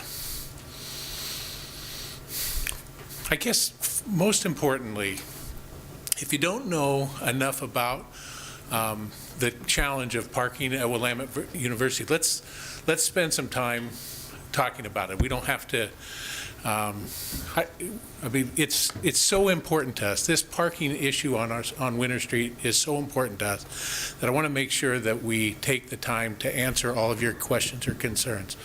But I'll just try to say a little bit about what it's like to manage parking at Willamette. I've been doing it for 20 plus years, and it's like trying to manage something that is mostly out of your control all the time, but trying to serve as many people as possible. And we use this quote. It's a great quote from the president of Harvard. They asked him what are the three biggest challenges that he ever faced in his time as president of Harvard, and it was parking, parking, and parking. And in a college campus, and especially in an urban environment, it is an ecosystem, and it's a very complicated one. We have well over 3,000 people who use our campus every day, and we have 1,200 parking spaces to do that in. And we try to manage this through time. We try to manage it through zones. We try to manage it through schedule. We try to manage it through care. And what we're also trying to do is make Willamette as welcoming to the community as we possibly can. And the one place that we have that is helpful to the entire system is the non-paid parking that's on the south end of Winter Street. And we have worked on that together for a long time. Willamette University invested $250,000 of our own money to develop that parking as a non-paid parking area. And I came to this body about 10 years ago, a little more, for a very similar moment to talk about this, because we together were working on these kind of plans to make sure that that place is open. And the Capitol Mall and the south end of Winter Street is a long ways away from each other, and there's a whole lot of Willamette in between it. And these parking places are a part of the ecosystem, a very delicate ecosystem, and we need them, and we hope that you'll support us. We are working on all of the things that you want about bringing Willamette into the downtown. We're developing it as much as we can this direction. Winter Street, for all of you who have known me over the years, we would like you to vacate Winter Street. We would like to redevelop that. We can't count on the development until we have control of the property enough that we can do work Jim, that we can count on. I'm sorry. No, that's I could go on for an hour. No, yeah. Councilor Anderson. Thank you very much for coming down, Mr. Bauer. I must confess, I thought you were going to be here to talk about State Street. I because wanted you to were talk on- about State Street, but this is more important. Okay. I'm just a little curious as to how this subject came before the council tonight. Did you bring it up with the folks? You meaning not you personally, but Willamette? Is that the genesis of why we see it Yeah, tonight? I asked Okay. the support of the city to exempt. Okay. It's the Capitol Mall pay-to-park plan, and this is a long ways away. These are parking places that are used by our community. These are the people who come to the Friday morning sports event where they pick the athlete of the week, and these are the people who show up. Well, I'll give you an example. Sorry, you asked a question. I got to give you. So we took Willamette Academy, one of our most important ways in which we interact with the community, kids in the community, low income, we want to help them become able to go to college. And we moved them from the edge of campus, where the parking was much easier, to the center of campus because the quality of the program was going to be improved by bringing them right into the center of the community. But their kids and their families come starting at about 3 o'clock in the afternoon, 2:30 in the afternoon. They rely on this free parking that's along this little area. Otherwise, we are packed. So if this parking isn't there in this way, and we designed this move of the entire program to the center of campus because we knew that parents who are going to drop off and that they'd have a place that they could drop their kids off. This would change that. Those people would be paying to come bring their kid to Willamette. I mean, they can't even afford to do anything, and that's why we're investing in those families. I mean, that's just one example. Councilor Hoy. Thank you, Mr. Mayor. Thank you for coming down. Thank you. Full disclosure, I am an alum of Willamette. So, Go Bearcats. Go Bearcats. Yeah. Two things. One, to kind of follow up on Councilor Anderson's question, the staff report wasn't very clear to me. Why didn't you comment on this sooner rather than after we had already started installing them? Well, honestly, we did not know that. We thought that this was going to be at the north end where there is parking that's paid, and that this was just a continuation of putting the paid parking machines. I can tell you, I work with everyone here as often as I need to and as I can. I was completely caught off guard by this, totally. Okay, caught off guard. My second question is, as a member of the City Council's Transit Committee, I would like to ask you to seriously consider offering bus passes to your employees and to possibly to students as a way to not only mitigate parking issues, but also just congestion issues. And we only have one employer in town currently offering those. That's the Book Bin, as I understand it. But I would really hope that Willamette would be a leader in this and offer some sort of bus pass program to the staff and to the students. Thank you. We do offer a bus pass plan. We discount them about half. About half. And we also, for people who are at the lowest income area, we help subsidize them as well. But note taken. Thank you. Councilor Cook. Thank you. Just to second what Councilor Hoy was getting at, I know Willamette University does quite a bit of work around sustainability. And the first thing that came to my mind when reviewing this was thinking, what is the plan sustainability-wise? I mean, you're talking about the crunch and you're talking about specific programs, but if you've got twice the amount of students than you do parking spaces, obviously a larger overview is needed and a systemic approach is needed. And also, you're so close to another area regional employer. Part of what I was looking at is how do you know those spaces are only going for Willamette students? These issues have come up in the past with other regional employers. So what are you doing as Willamette, as this leader in sustainability, to be able to ensure that you're actually meeting the needs of the students in a sustainable way? Well, first, the reason we only have 1,200 parking is because of our sustainability plan. We limited our parking to 1,200. We had more parking spaces. We fixed our parking about 10 years ago at 1,200. So no matter what happens, we're not growing parking at Willamette. So there has to be other solutions. And the challenge isn't just the number of parking spaces, it's the flow. And the problem is that there are so many creative ideas about how to bring people to campus. Everybody wants to come to campus. We'd love to have more people coming. But we've fixed our parking at such a realistically, I mean, we have anywhere between 1,200 and 1,400 students who live on campus. I mean, that already live there. So if you think about the challenge of this, I guess I would have to say to you, we think about it all the time.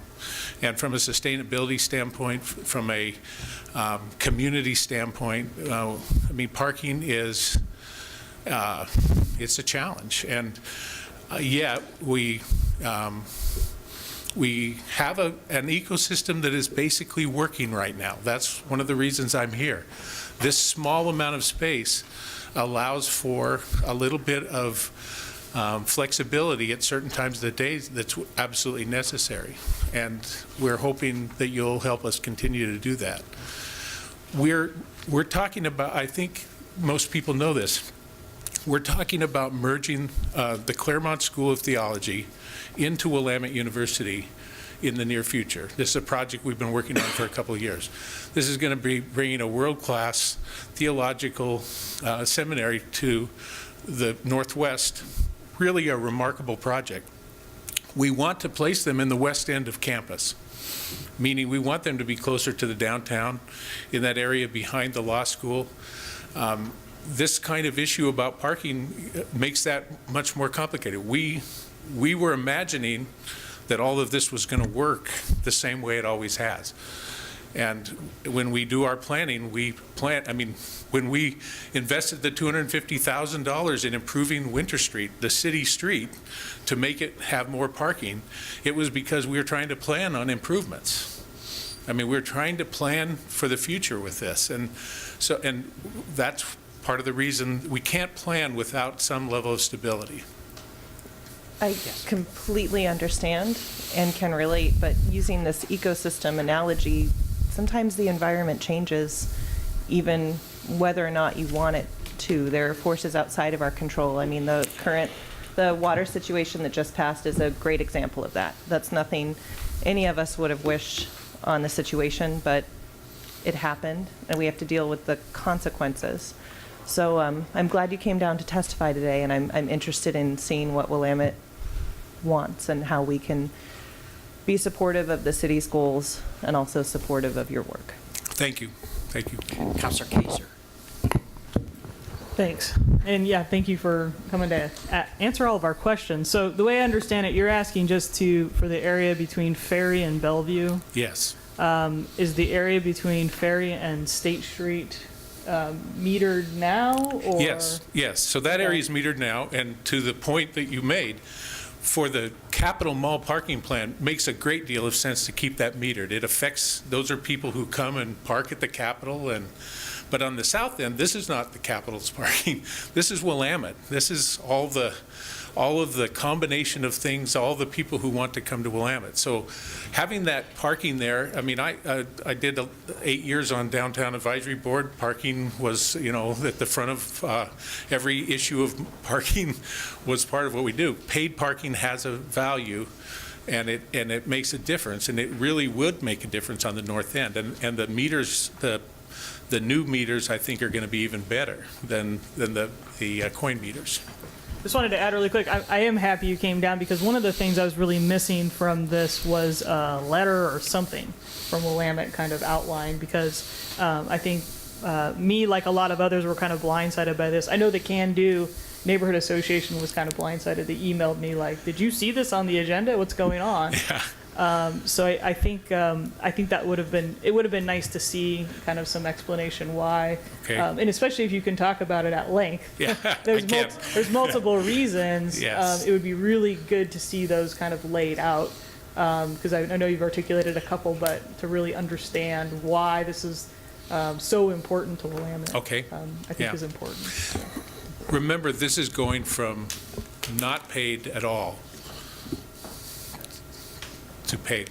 In some respects, it's like going downtown to a building downtown and telling them all of a sudden, we're taking 50 parking spaces away from you, and we're going to do something different. It can really affect the whole ecosystem. Yeah, I want to disclose, just in case you wondered where this came from, it came from me. I talked with Mr. Bauer about this and was concerned enough I wanted to get it in front of council. I happen to agree with the analysis that this really is not an appropriate part of the Capitol parking area. Much more than Gaiety Hill was an appropriate part of the downtown parking area, and the list kind of goes on as you look at the periphery. Let's just be honest, downtown isn't part of the parking area in terms of paid parking on the street. It's taxed. It isn't paying for its fair share of the real costs. But in this case, I happen to have been on the council at the time when Brian Johnston came to the council and proposed the beautification of Winter Street and the use of the parking as part of that whole project. And I think, to me, it was important. It was like, for me, this is just how I saw it, and it could be just clouded with old memories, but a deal's a deal. And I felt like we had a deal here with Willamette in terms of that south end. I'm familiar with it. I will disclose I'm an alum. I don't remember if there was parking there or not, but I don't think Yeah, the buggy parking. We actually tied our horses to Gatke Hall and walked into campus despite the environmental impact of those damn horses.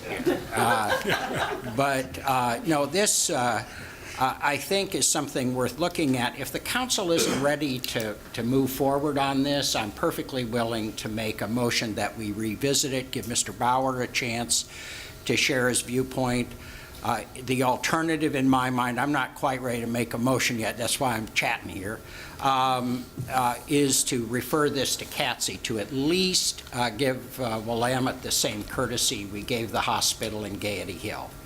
I think they've got a compelling story. I don't think we've heard it all yet.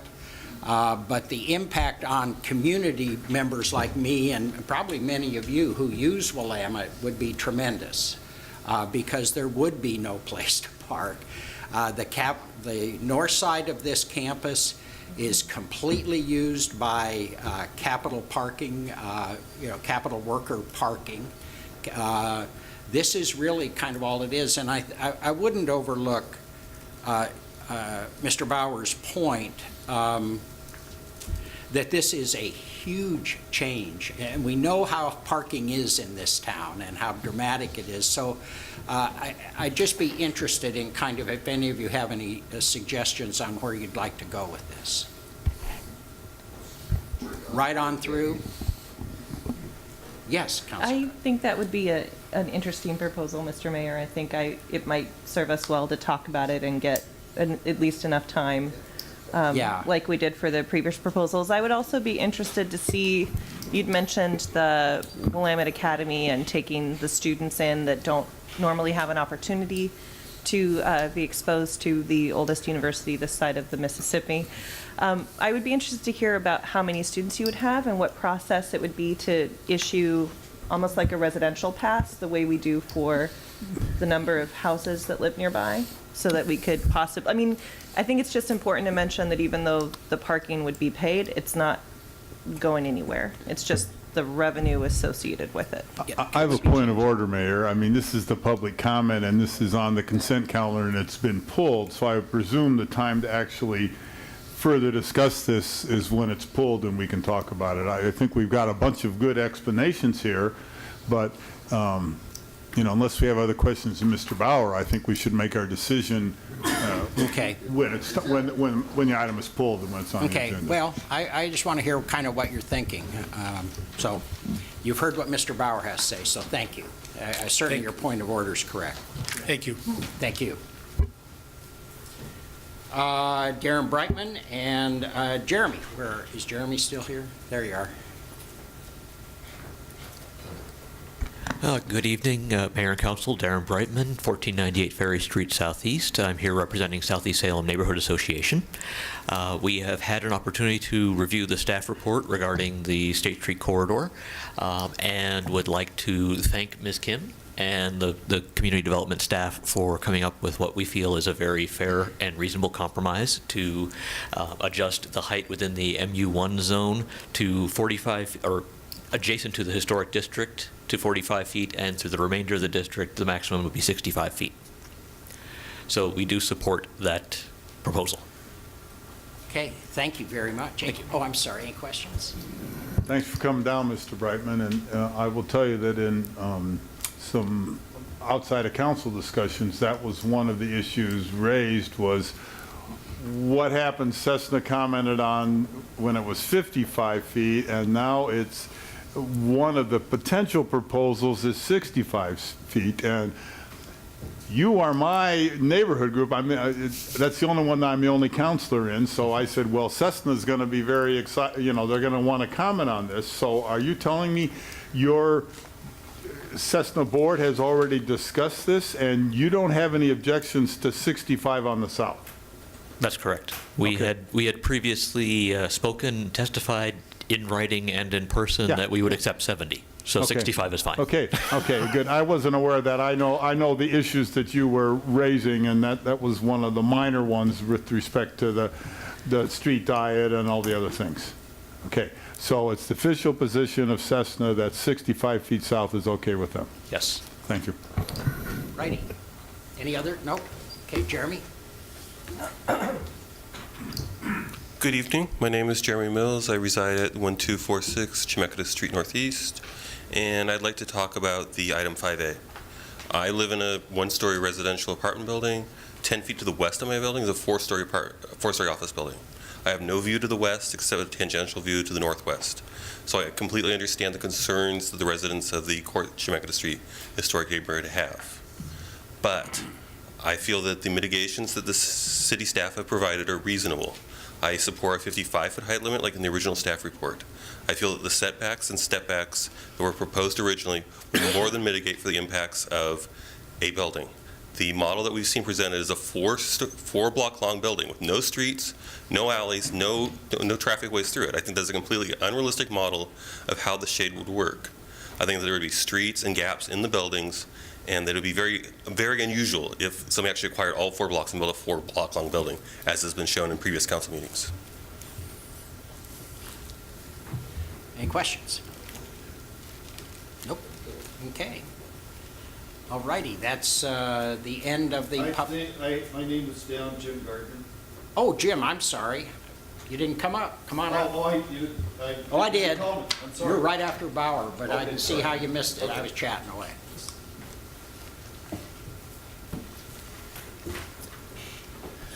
Thank you for letting me speak. My name is Jim Gardner. My wife and I own several properties on State 17th Street. Both they're residential, retail, and office. We were very happy with the mixed-use zoning that is being brought on board. And we were also very happy with the new parking requirements being lowered to 1 space for 400 square feet for retail. We were, however, disappointed that this did not apply to office. We own all of those zonings, all those different zones. Our end game is to have retail on most of our property on the first floor, and then convert with fire, that we'd have to do fire code, bring it up to fire code for the sprinklers and whatnot for the second floor. We take a lot of pride in all of our properties, but the one that we probably take the most pride in is word of mouth. And that didn't just happen. It came in stages. It came with first office and a little bit of retail, then back to office, and then just, kind of seesawed our way back up. And retail is wonderful, but you don't always get there the first shot, and unfortunately it's not always as stable as office is. Office is, you need the stability of office to make it all work. So that's all I've got to say. If you consider, if it's possible to reconsider and include office in the parking, that'd be great. So, Councilor Anderson. Thank you very much for coming down. I have to tell you, sir, that we've had lots of testimony, but you're one of the first property owners on State Street who's come in to testify. Yeah, I'm surprised at that. So I'm going to ask you some questions that I've kind of been wanting to ask property owners that may or may not be. So you own property on the north side of State Street? And the south. Okay, and so do you own property on the north side of State Street between 12th and 17th? Between 12, no. Okay, okay. Just, no. See, because one of the issues here is the building height. You know, should they be 45 feet or 50 feet or 55 feet or what it should be on the north side? And you're wondering if I have a dog in the fight there, if I care really? And I want what works. Yes and no, but my real question is, especially since we're talking at some point this is going to affect on the north side of State Street from 17th Street out. So is it your experience that developers, if there is a height limit of X feet, will always want to build up to that height limit, or are there other considerations that say they might not want to build up to the height limit? Well, now, the buildings we own aren't of that scope. But I've talked to one building owner on the south side of State Street, and he wants to build as high as he could go. If he could go 7 stories, he'll go 7 stories, whatever, he'll go the max. But I think property owners, developers would want to do whatever's the most economically feasible. And yeah, and that isn't necessarily going to be the tallest buildings. And, you know, do you really want to upset the neighborhood? If they're concerned about the shadowing, do you really want to upset the neighborhood? You know, you want them to be partners in what you're doing. So I'm really surprised, happily, that Cessna is in favor of the taller buildings. I think that's wonderful. So, I mean, that kind of makes it all work. Thank you. Thank you very much. Is there anyone else? All righty, we'll move on then to consent calendar.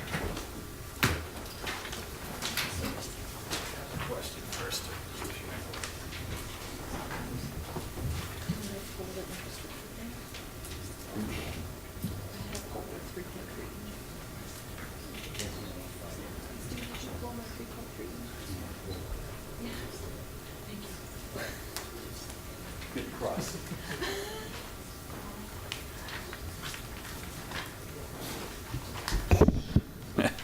I move approval of the consent calendar with the following polls.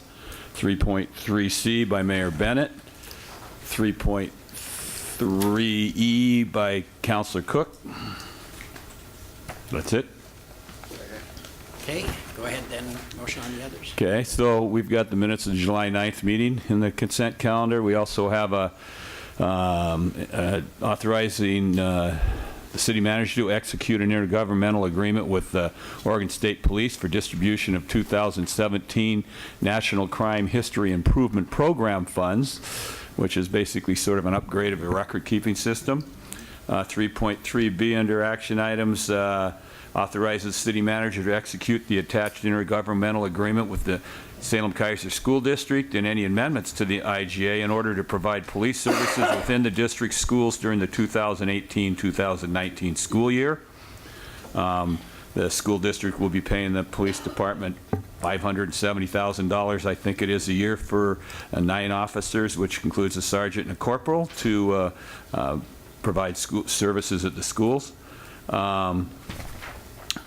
Under 3.3D, we have authorized the attached legislative policy statements as policy direction for the interim and 2018 Oregon legislative session. And with that, we have, there will be, Councilor Lewis wants recorded that he has a no vote on the annexation language. 3.3F, we have approval of 4 issues for the League of Oregon Cities, legislative priorities for the 2019 Oregon legislative session to include infrastructure financing and resilience, permanent supportive housing investment, broadband infrastructure, and right-of-way and franchise fee authority. And finally, 3.3G, We have authorization, the city manager to execute the attached intergovernmental agreement between the city and the Marion County Fire District 1 for vehicle maintenance and repair conducted by the city's Fleet Services Division through June 30th, 2020. That is you. Councilor Hoy. Did 3.3C get pulled? Yes. Thank you. That is it. Okay, any discussion? All those in favor say aye. Aye. Motion passes. Okay, I pulled 3.3C, public hearing. Sorry, I'm not to the, oh my God. Oh, Aviation Loop, I'm sorry. Got a public hearing. The City Council will now hold a public hearing regarding the vacation of Aviation Loop Southeast. The criteria applicable to the proposed amendment are ORS 271.080 through 271.130 and SRC 255.065. Testimony must be directed toward the identified criteria or other criteria the person believes to apply to the decision. A failure to raise an issue accompanied by statements or evidence sufficient to afford the decision maker and the parties an opportunity to respond to the issue may preclude appeal to the Land Use Board of Appeals on that issue. The hearing will be conducted with staff presentation first, followed by the testimony from the following. Applicable neighborhood association is limited to 5 minutes, and other interested parties are limited to 3 minutes.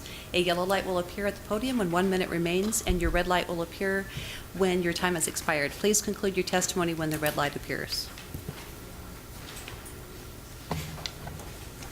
Good evening, Mayor and City Councilors. My name is Julie Warnicki, Transportation Planning Manager with the Public Works Department, and I'm here to give a very brief presentation on tonight's public hearing. I'd like to start by entering the staff report into the record. So this vacation is a follow-on action from the Madrona at 25th Street intersection project. So this aerial here shows the new street alignment as constructed. What's shown in yellow hatch is the former location of Aviation Loop, which was then rerouted as part of the construction project to be consistent with the airport master plan. So this proposal is to vacate that which was previously right-of-way, and then subsequently, we will come back to council to dedicate the new alignment. There is some overlap in the area being vacated with the area being dedicated in the future, and the reason is because there were a lot of rather messy legal descriptions that needed to be cleaned up. So this figure here, which was not in your staff reports, but this is the figure that will show all of the right-of-way that we will be coming back to dedicate once this vacation has been finalized.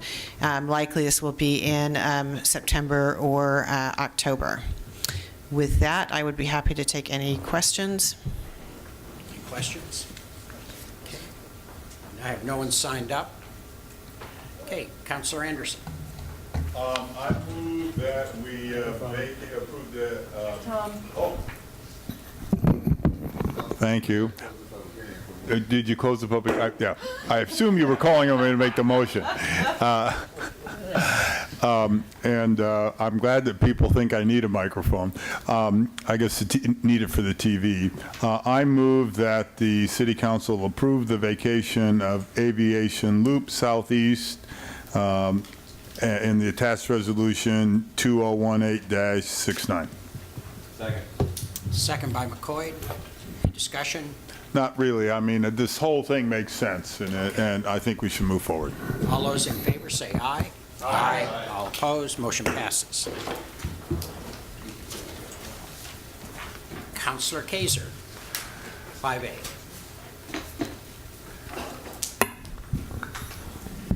All right, I move to amend our July 16th action to reduce the maximum height to 45 feet in the proposed MU1 and MU2 zones for those properties that border a residential National Register historic district. For purposes of discussion, I'll second that one. Okay. Seconded by Anderson. For purposes of discussion. Yes.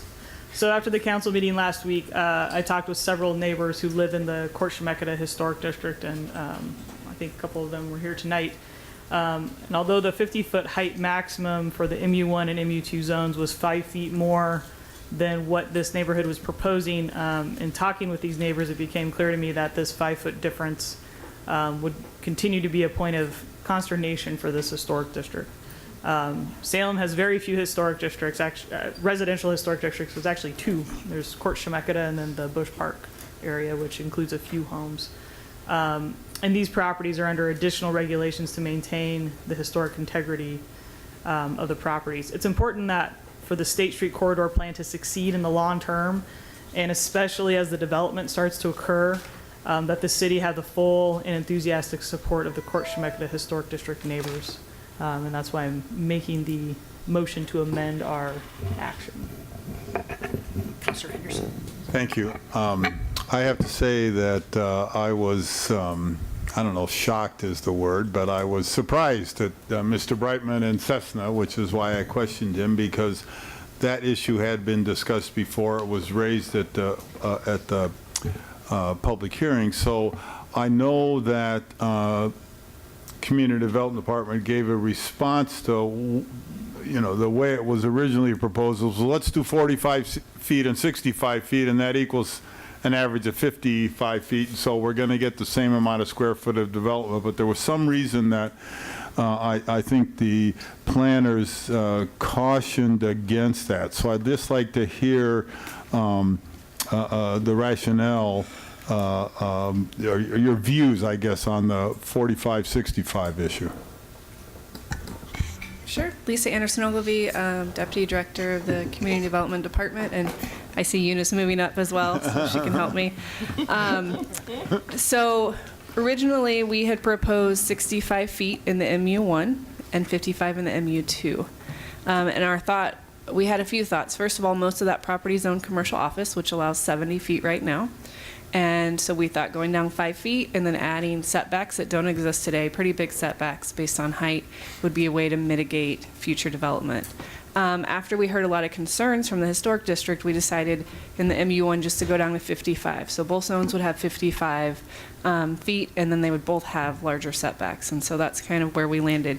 Cessna all along has been in support of 65. Or that's what I heard even tonight. 70, yeah. as Darren said.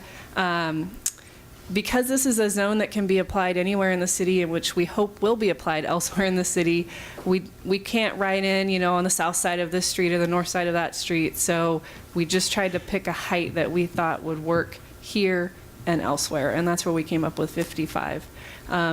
If you were going to go to 45, it would be very hard to get a 4-story building. I know some of the testimony tonight was about 5 stories. The 50 feet is for 4 stories. We're not proposing necessarily a 5-story building. So we're trying to make sure people can do a 4-story building. And I think in 50 feet, that will still be iffy if they can do it without an adjustment or a variance. So 45, I think, will make it very difficult for somebody to build a 4-story building and not have to go through a variance or adjustment process. One of our goals creating these zones was to make it an easier process, because in a lot of those zones today, somebody could, in theory, do mixed-use buildings, but they would have to go through a lot of variances and adjustments, and we were just trying to make a easier, simpler zone that people could actually have some certainty that they can build what we say they can build. If you were going to go to 45, we would love it if the rest of the zone went up to 65, because we really think overall in the city, 65 is a good height to allow the type of development we're trying to get. When you say the rest of the zone, do you mean MU1, MU2, or both? Just MU1. And so what is it in MU2 then? MU2 is 55. Okay, I see. So if MU1 goes to 45, correspondingly, with the historic district, correspondingly, you'd want to move it up to 65 in that in MU1, but then would you also want to move it up to 65 in MU2? Just MU1. Okay, what's the rationale behind that? Well, there's a couple different reasons. So MU2 is really designed to be more of a residential zone. Although it allows retail and office, the intent is residential. And we don't require the tall first story in the MU2. So in MU1, we're making people build a taller first story so that it can be converted to retail, which affects the height when you start adding other stories on top of it. With the 65-foot height on the south end at MU, one still would not, it would be really most likely a 5-story building. Correct. You're nodding your head, okay. I have a few more questions. Sure. Yeah, thanks. What about the discussion about the whatever height is done is all the way on the north side as opposed to just the historic districts? There was an argument made about that, whether that's fair or not, which is a word that I don't like to use because of its connotations, but let's just say equal. I mean, why say we can do this in historic districts but can't do it in other districts that are affected the same way, I would guess, at least from the outside? I think the only way to accomplish that and not limit to the historic district would be to change the entire zone and say anytime you abut residential, which might make it very difficult for people to ever build in this zone in the way we're envisioning, because we assume it will be along major corridors, and generally behind major corridors is residential development. So instead, we've increased the setbacks and added pretty big setbacks, we think, based on height, to mitigate for that. So the same setbacks that are applying in the historic district would also apply all the way going on the north side? Yes, they apply in both then, zones everywhere. I would guess that there is some, there was some consideration of the fact that Councilor Kaiser raised, that this is a historic district and there are certain unique qualities that you want to encourage and in historic districts. And I live in the Gaiety Hill Historic District, so I know that I'm under restrictions if I want to do development. So I would presume when you're looking at historic district, they've got restrictions, they can't develop as much, they have to do something. So this is a way to recognize that, as opposed to non-historic districts don't have the kind of restrictions that historic districts do. I guess that would be one justification, although we didn't propose a separate height next to a historic district because we think all residential is fairly equal. I mean, okay, yeah, I understand. That's more of a policy issue that I'm stating than you are. Then finally, we've used the term adjustments and we've used the term variances. So what would happen if it were, well, either 45 or 50 and somebody wanted to go higher than that? Is that an adjustment? Is that a variance? Is there a difference? And if so, what are the difference in the process that goes? Because sometimes you said adjustment and it became an administrative process, and I don't know if a variance becomes a quasi-judicial. So if you could explain the differences between those two and the processes involved, please. Sure. So a variance, we don't see a lot of those anymore. So if somebody wants to get a variance to a standard, they have to prove that there's something very unique about their land that doesn't apply to other land in the same zone. So usually that doesn't apply when somebody wants an adjustment for parking or height. It's more about the way they're building or their operation. It doesn't really have to do with their land. Although once in a while, if somebody has a really big slope or something like that, that would be a variance. And those go to the hearings officer. So we, issue a recommendation, but the hearings officer has a public hearing. It makes a decision, and then his decision could be called up by City Council or appealed to the Planning Commission. Because it's a public hearing, we post signs on the property and we send notice to everybody within 250 feet.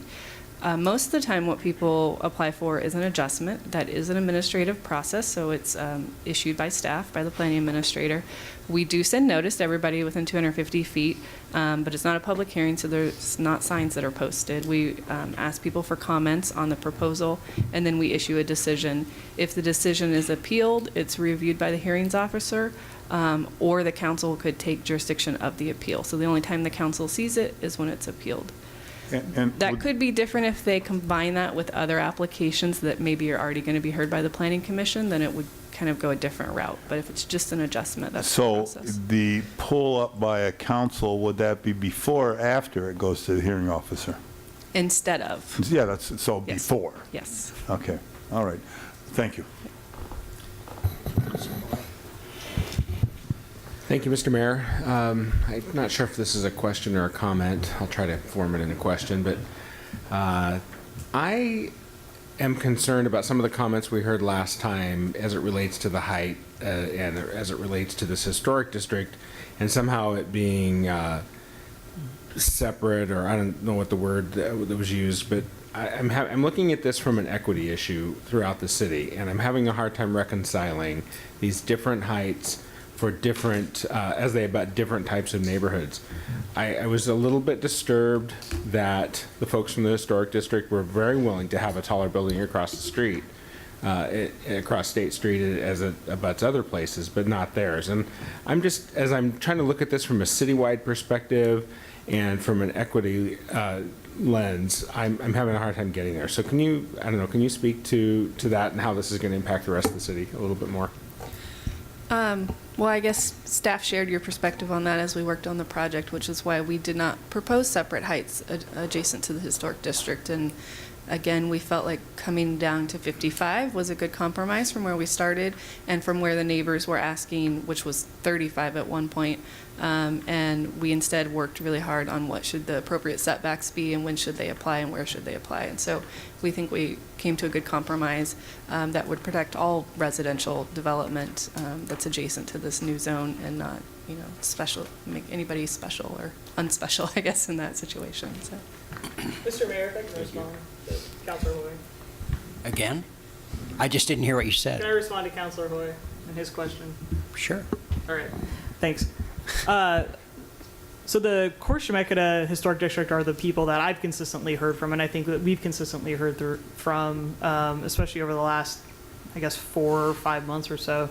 I think, and I don't know what kind of conversations that they've been having with Cessna, but for Cessna to come out tonight, and I guess throughout the process, and say we're willing to go higher to help our neighbors to the north who are concerned about this. They're concerned about preserving the integrity of their historic district for whatever the reasons. That's I guess that's one of the justifications for this is they're working across their State Street for the neighborhood. One of the things that I do hope we would do is listen to residents when they have concerns about things, especially a big block of residents or a group of residents, and this is spanning now, 5 or 6 blocks of an area that's very well developed and people who maintain their homes and take pride in their neighborhood. So as far as the equity issue, I think besides the testimony I heard tonight from Mr. Graysmith and previously, I have not heard from other neighbors outside of the Court-Chemeketa Historic District about this specifically. So I'm responding to the concerns of that neighborhood in my ward. About Jeremy? And Jeremy tonight. But prior to, really, it hasn't been an issue, or I haven't heard it as an issue from other neighbors besides the Court-Chemeketa Historic District. Okay.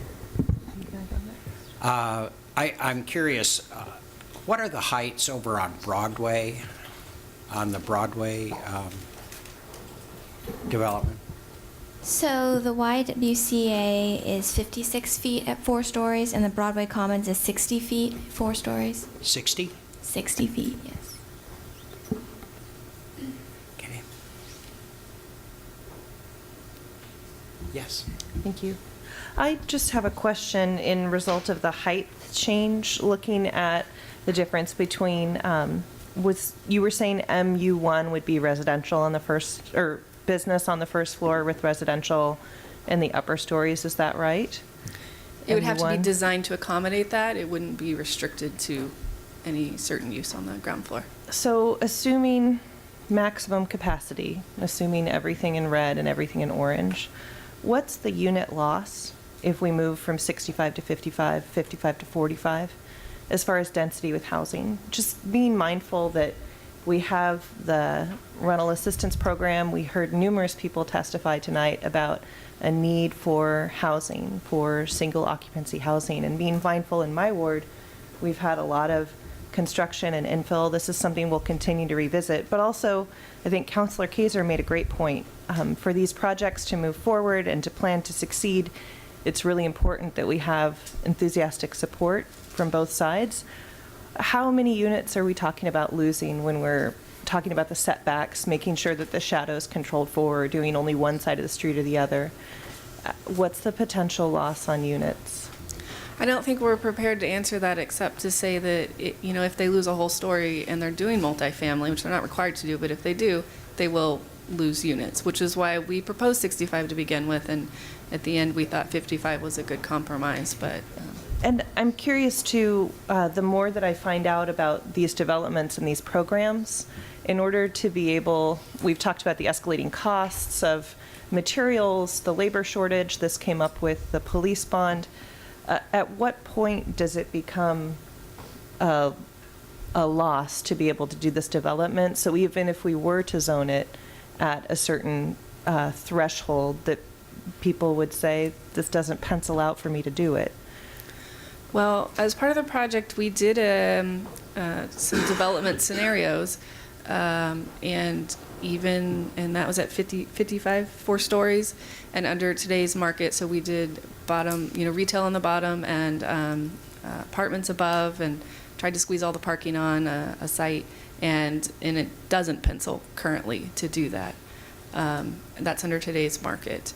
I think it's important to remember that the zoning is just the parameters of what somebody can do. It doesn't require anybody to build 4 stories. It doesn't require them to do mixed use, but it does make sure that as people build, they build in the way we want them to. And as they do additions or change over businesses, that we get development that is supportive of a pedestrian-friendly environment, which is not something that we have today. We can't force people to do with the current zoning. And then hopefully over time, either because the market changes, retail rents are higher in that area or something like that, or we provide more city assistance, then hopefully in the future people will be able to afford to build this. Thank you. And just one last question. Could you respond to Mr. Gardner's request about the parking requirements applying to office? I didn't know if we had a specific difference in that, if you could speak to it. We haven't researched that at all, so our parking requirements for office is 1 space per 350, so we're not prepared, I don't think, to propose something different at this point. That's citywide. We did propose in the report that we would do a parking management plan, and we could look at, or even outside of this project, we could look at changing parking requirements for office. Generally, in our mixed-use zones, the parking for retail is what's been a problem, and that and the ability to share from parkings for tenants, and that maybe at night, and for retail in the daytime. So we've made some changes to our code that apply citywide that help people do that for mixed use. In this zone, we've also extended the distance that people can share parking that's already existing, away from their business, to try and encourage less new parking lots and sharing of parking lots, but I don't think we're prepared to propose any sort of new standard for office. Thank you. Councilor McCoy. Okay, Lisa, to make sure I get in my head here, we're moving around here. It seems like the target's moving a little bit on us from time to time. So what we're doing here with the MU1 and MU2 is setting a standard to use in the city as a whole. That's right? So we take these and apply them in other places as we move through. And so the issue here is because of the discussions with the Court Street group, you're saying, as I understood it, okay, these are the standards unless you're abutting a historic district, because since there's only, you said, 2 in the town, we know any other one's going to be using the other standards without the exception for the historic district, correct? Correct. So at that point, it would be 55 feet in the rest of the city? Well, it was passed last week, it would be 55 or 50 next to the historic district. Right, but everywhere else it'd be 55. 55 is currently. Okay, and that 55 instead of 65 is because you came down originally because the Court Street folks objected to 65? Correct. So then why would we not have the rest of the city at 65 and make whatever adjustments we're making for Court Street, whatever we arrived at, and then have 65 for the rest of the city, if that indeed is the best way to move forward? I guess I missed that last week. Well, so last time we didn't propose, staff didn't propose a different height next to the historic district. So we just thought it would be, I guess, easier administratively to have one height in both zones. So we came to 55 that we thought would apply elsewhere. Now that the council is considering and in fact did reduce the height next to a historic district, we did just want to maybe have a discussion about the fact that, perhaps so that's why it 65 came is up. better elsewhere. I say I was because- paying attention for Yes. once. You were Dang. paying attention, yes. Okay. That is correct. One other question. Again, in discussions I've had, in my understanding, when you want to pencil something out, so basically what you said, when you said it didn't pencil, it was retail on the bottom and 4 stories. It was a 4-story building with retail on the bottom at 14 feet. Correct. So if it was 5 stories as retail on the bottom at 14 feet, would have it penciled? There was a pretty significant gap. What our developers that worked with us and the economic study that we did said is that if you already owned your property, if you ran your own business on your property, you would have a better chance because you're not having to buy the property and consolidate, Sure. right? Or office, just the retail prices right now outside of downtown, the rents that you can get are pretty low. And then the apartment rents weren't enough. You couldn't get enough units of apartments to make up for that under the development scenario. And we didn't have the ability to do infinite scenarios, so we just did a few to see. No, I understand. Yeah. I mean, I'm just saying, because to me it's important, if we got somewhere where we're pretty sure they're going to start building, that's an important issue for me. So we're really talking, it's the same issues that are driving the cost at the police facility are driving the cost right now for anybody developing anything. You got all the expenses and the labor and the high market and everything else. Okay, thank you. Councilor Lewis? Okay, I guess I'm confused, so let me make sure I understand. The way it is right now, after what we passed last week, the height limit has been reduced to 55 feet everywhere except abutting the historic district, which there are 2 of in the city, and it would be 50 feet. So there is existing now 2 different height limits. Correct. And I've listened to the folks from the historic district, and I think they have a good point. I think their illustration of the what we refer to as the building on wheels was a little bit much. But since there's only 2 historic districts, why would it not make sense to have 65 feet as the limit, basically throughout the city, with 2 exceptions? Those properties that abut the historic districts, and they would be at 45 feet. I think that's what we're saying. If you're going to go down to 45, please consider going up to 65 elsewhere in the MU1 zone. And I would offer a friendly amendment to the motion to do just that. Hold on. Second. Does anyone want a second on this? Yeah, second. What was the original motion on the floor? Because, thank you. Which is reducing the maximum height to 45 feet in the proposed MU1 and MU2 zones for those properties that border a residential National Register historic district.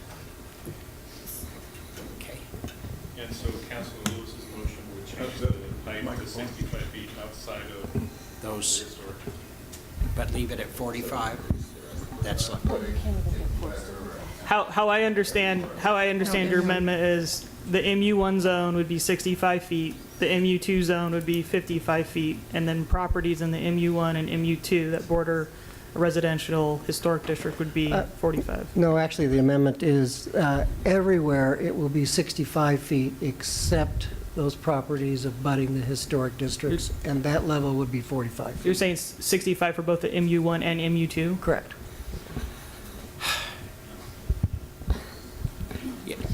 I'll just say I won't support that. I would support the 65 in MU1 and 55 in MU2. Yeah, ironically, this is all about developing the State Street corridor, and what we're trying to figure out is how to suppress that activity specifically. I find it interesting. So let's vote on the councilor's amendment. All those in favor say aye. Wait, Did we get a Jim's second? amendment? Jim's amendment, which is 65 feet in both Yeah. zones. Yeah. Except for, okay. Yeah. Yeah. Yeah. Yeah. Clay seconded? Okay. Do you want to vote, or do you want not to vote? Let's vote. Let's vote. Yeah. Okay. Can I bring one? I have one, sorry. No, it's okay. I would just say staff recommendation before, when this originally was happening, the MU1 zone was going to be higher than the MU2. And then part of what staff was trying to do was compromise down to 55. I think it still makes sense for MU1 to be taller and MU2 to not be as tall.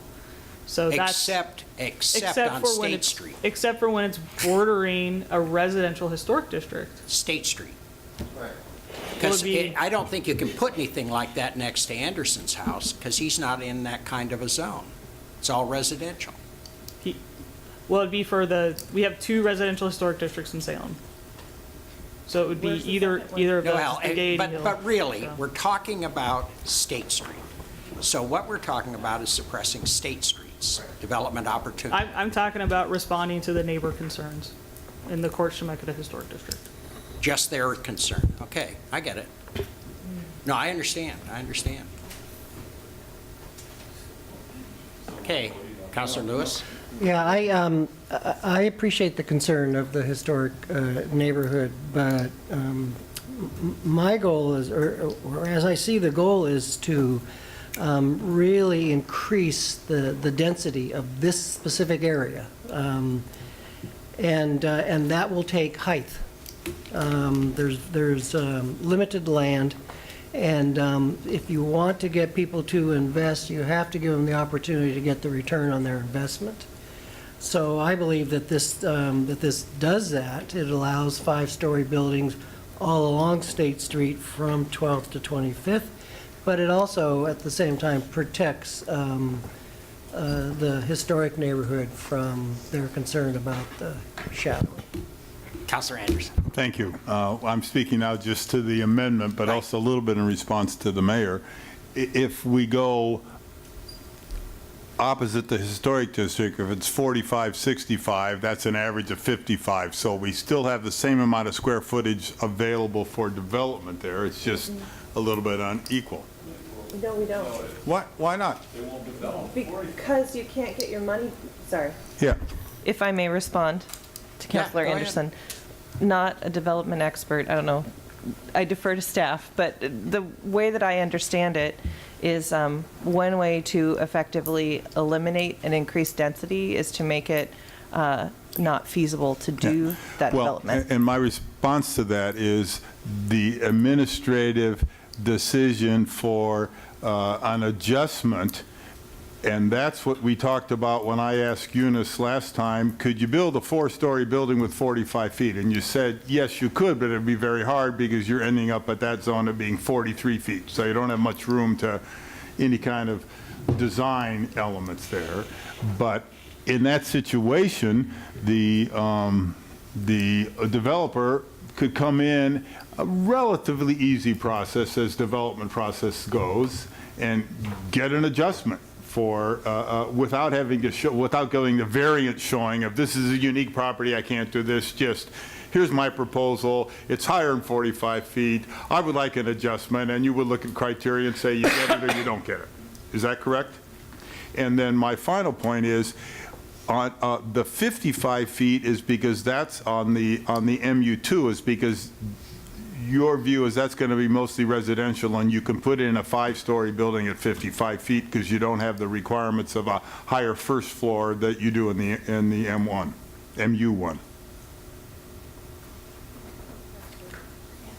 No, really 4-story in MU2.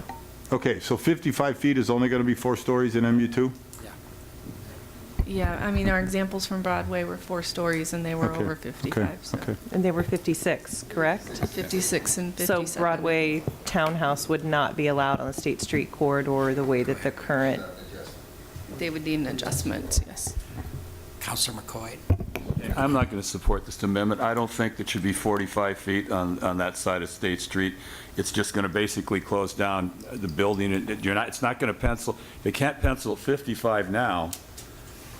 It's not going to pencil at 45 for a much longer time, which basically effectively eliminates any construction on that side of the street, which is what we're all about here in the first place. So I'm not, if we're going to go 45 and 65, I won't support it. It should remain 50, and frankly, it should be 55 to get a 4-story building there that might possibly pencil out someday, given the, the couple examples we got from Broadway where they were both over 55 feet and they were 4-story buildings. Now, you're not going to get a 4-story building at 45 for sure. You're not going to get it at 50. You're going to be going through asking for adjustments, which means appeals and battles with the neighborhood again, which is, not conducive to bringing investors in to develop stuff. If they're going to just run into those kind of issues, they're not going to do it.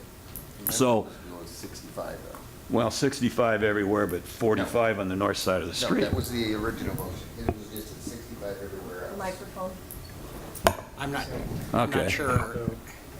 Okay, Councilor Lewis, let's have you restate your amendment. Great. Should have written it down. As I remember it, it would, the height limit in both the MU1 and MU2 would be 65 feet, except for where it abuts the historic districts, and that would be based on the motion at 45 feet. Yeah, that's it. It was only 65. Okay. Do you have any questions? And if I could make Yeah, go ahead. one, because I'm doing this based on the understanding that after consulting with folks that may be doing this development, staff really came in at 65 feet. You reduced that because of the concerns that were mentioned, not because that 55 feet was more desirable from an economic development standpoint than 65 feet.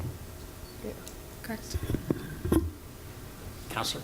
One thing we didn't discuss was the question of the effect of the alleys that Mr. Parker brought up, the north-south versus east-west, and the effect of the alleys. Would you be able to respond to that?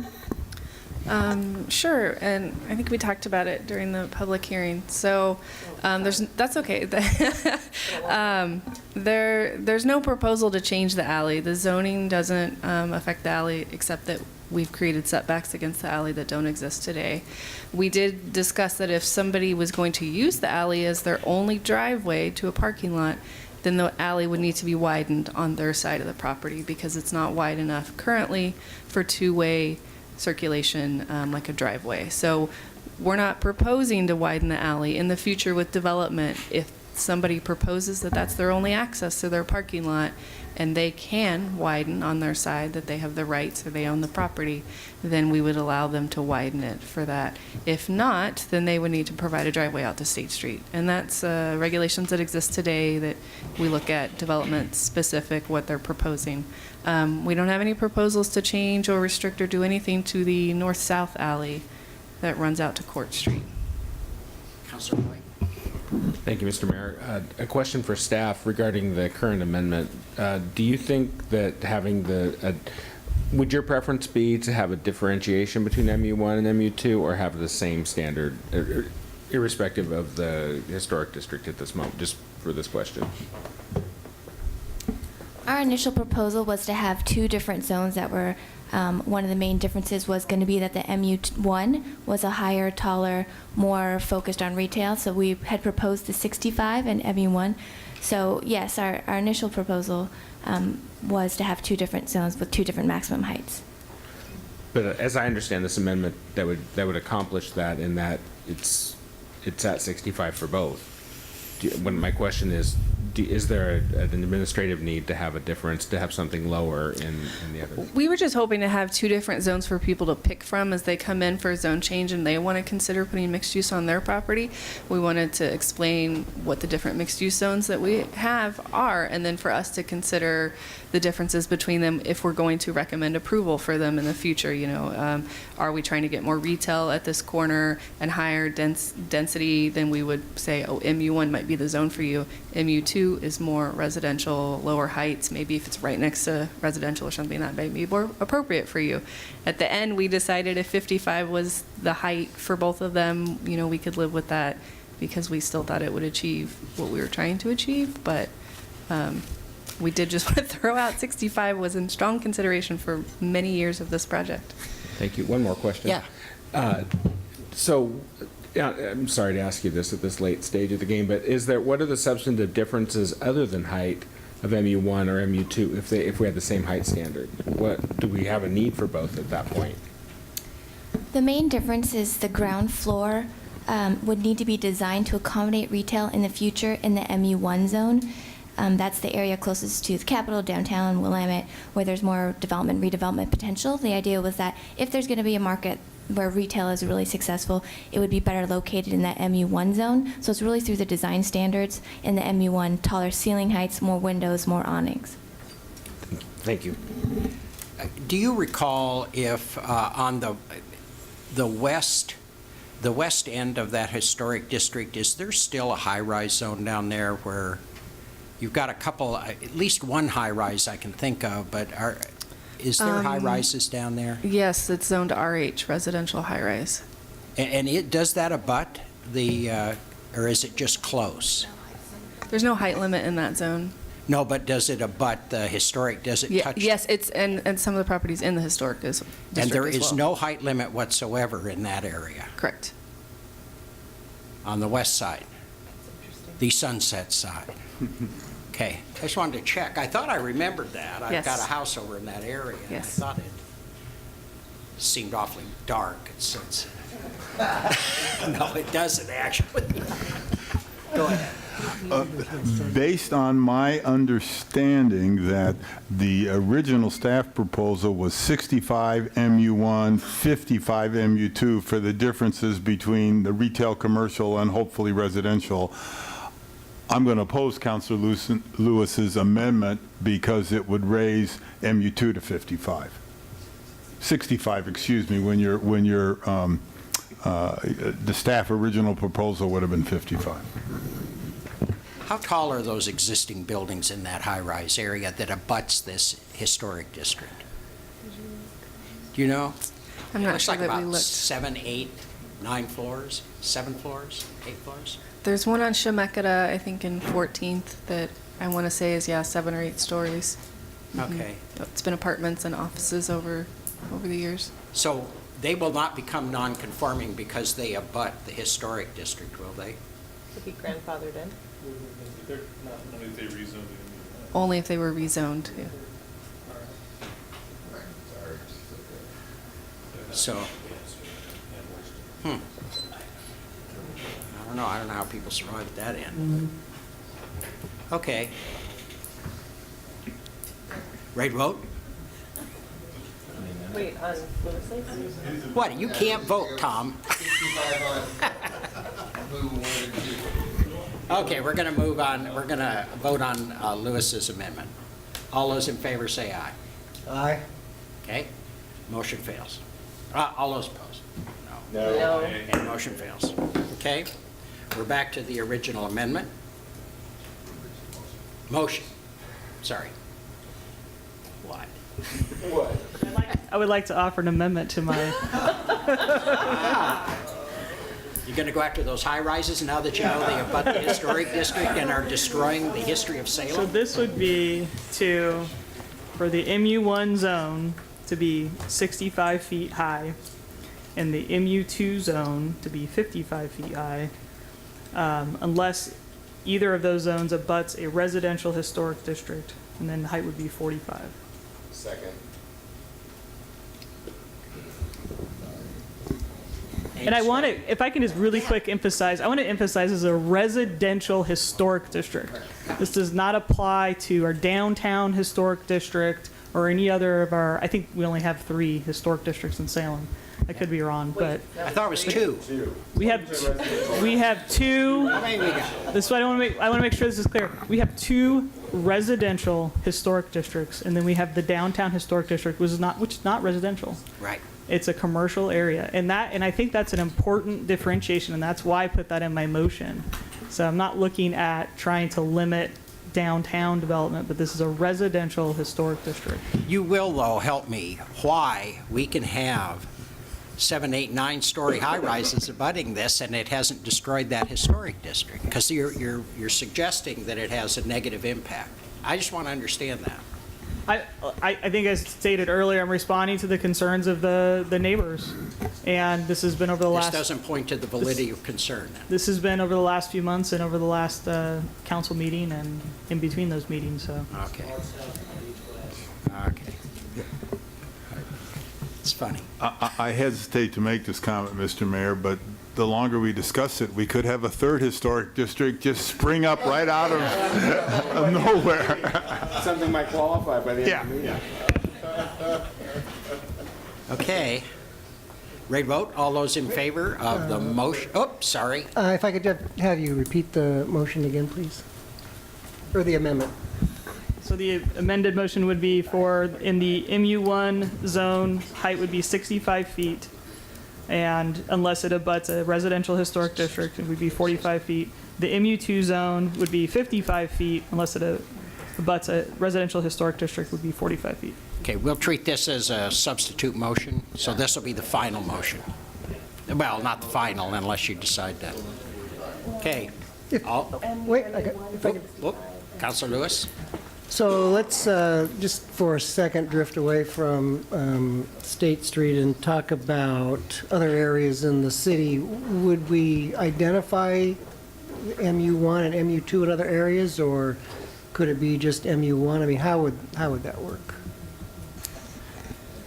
You mean, would we be applying new zoning to other areas? Was city initiated? Well, let's say we found another area like State Street that we wanted to test this with. Would you? Don't do it. Which one would we the same 2 zones, or would it just depend on the circle? I think it would just depend on the corridor or the intersection that we identify. Okay. Ready. Okay. All those in favor of the motion say aye. Aye. All opposed? Nay. Okay, who's nay? Okay, motion passes.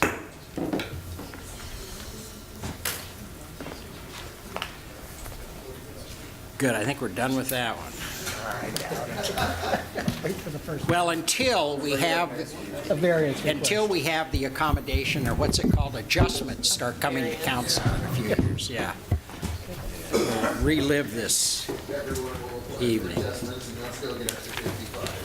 Okay, we're going to go to item 3.3C, pulled by the mayor. I move this item be moved to an agenda in August as determined by the city manager. Second. Thank you. I'm moved by Councilor Kaiser's problem that she hasn't heard from her neighborhood yet. So I'd like to wait until she's had a chance to talk to her neighbor. Just being thoughtful here. Neighborhood associations are the cornerstone of this community. Sure they are. Okay. Councilor Anderson. Yeah, I think I'm talking now as a lawyer who likes process of some kind, and I don't think the process on this was very good, and that's why I noticed that staff made no recommendation. They don't like this idea. Yeah, and so to me, staff saying no recommendation is like, yeah, we don't like it. I mean, there's only one line there, but I can read between the lines. Yeah. And it just seems to me we need to look at this, and I think part of the real problem, I mean, is I can compare this to there's a number of different differences between the Church Street parking issue that we talked about, but the main difference here is that these meters are already installed. You know, and so why did we get to this point with the meters installed without something coming to us beforehand? So I'd like to just kind of cogitate on that and think about it a bit as to what we do. Okay, all those in favor of the motion say aye. Aye. All opposed, motion passes. Councillor Cook, 3.3. Thank you, Mr. Mayor. I'd like to move for staff recommendation. Second by McCoy. Wonderful. The reason I pulled this tonight is originally I had some questions. So I talked with Julie Warnicki about this. My concern was in the original motion, the plans that had been mentioned were the transportation systems plan, school plans, and it didn't specifically single out neighborhoods. I'm getting a lot of input from neighbors about traffic, about the impact specifically around schools, and I'm also seeing this convergence of, you know, well, if we had a big pot of money, of course we could take care of everything. And at the same time, we've made significant investments and improvements in pieces of sidewalks. So this is really an exciting program, and I think it gives us a chance to leverage some of the work that Public Works and that the city has already done. I just want to make sure that we include neighbors' current concerns and not rely on neighborhood plans that may not have been updated within the last 15 or 20 years. So I would like to invite staff to speak on that. Okay. Good evening. So the Safe Routes to School infrastructure program, it only requires that application projects be included in or consistent with adopted plans. So in the case of, you know, neighborhoods around town who don't necessarily have really recent neighborhood plans, any issue that they want to bring forward is something that we would definitely consider. Any kind of sidewalk infill, improving pedestrian crossings, all of those are consistent with our adopted plans, even if they are not specifically called out. And so I know I've already heard from West Salem Neighborhood Association. I understand there's been discussions at some others. And so we'll be reviewing all of those ideas along with things that we've received from the school district and from our participation in the school districts. They do school site assessments. So we'll be pulling from all of that for applications for this new program. Okay. I would also like to, I see Brady back there, just making sure that neighborhood associations, those lines of communication are kept clear so that if neighbors do have those concerns, they know the right person to get them to, and those would be to you. Is that right, Julie? Just send them to you directly? All right. Thank you so much. I'm very excited about this. Okay, got a motion on the floor. All those in favor say aye. Aye. All opposed, motion passes. We have information reports, purchases approved administratively, and then economic development quarterly. Do you want to? I would like to have Annie Gorski come up and provide the update on economic development. Good evening, Annie Gorski, Economic Development Manager with the Urban Development Department. In your quarterly report this evening, we have a number of items. One of those is an update on our business startup activity. We are working with a team of partners to launch a new program called Launch Mid-Valley that's aimed at supporting our business startups as well as the investment community, so some education, coaching, and events. This may include bringing back the pub talks and the other events, networking events, as well as connecting with resources for financing and investment. One of the other things we highlight in the activity tonight is our activity within our urban renewal area grant programs. We continue to have a lot of activity, particularly in our North Gateway urban renewal area as well as in West Salem, but in all of those programs. In North Gateway, I think you'll be excited to see over the next few months some new businesses popping up, particularly on Portland Road. Those are businesses that we've been working with for quite some time. And those are the things I would highlight. Activity continues at the Mill Creek Corporate Center. The Amazon facility is nearing completion. Looks complete from the outside. There's a few more things to do on the inside, as well as the Pack Trust development across the street. Again, I think you'll also see some more development activity over there at Mill Creek in the next months to year as well. So, thank you. Any questions, comments? Okay, great. Thank you very much.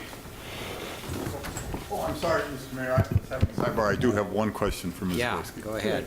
She came all the way down here and stayed, you know. Yeah. My question is on page 2 of the site reuse and the Brownville assessment. And you say there's $85,000 just waiting out there for somebody, and you want to use it before September 30th. Is that because we lose it if we don't use it by then? Thank you for raising that. Yes, You're welcome. this is federal funding.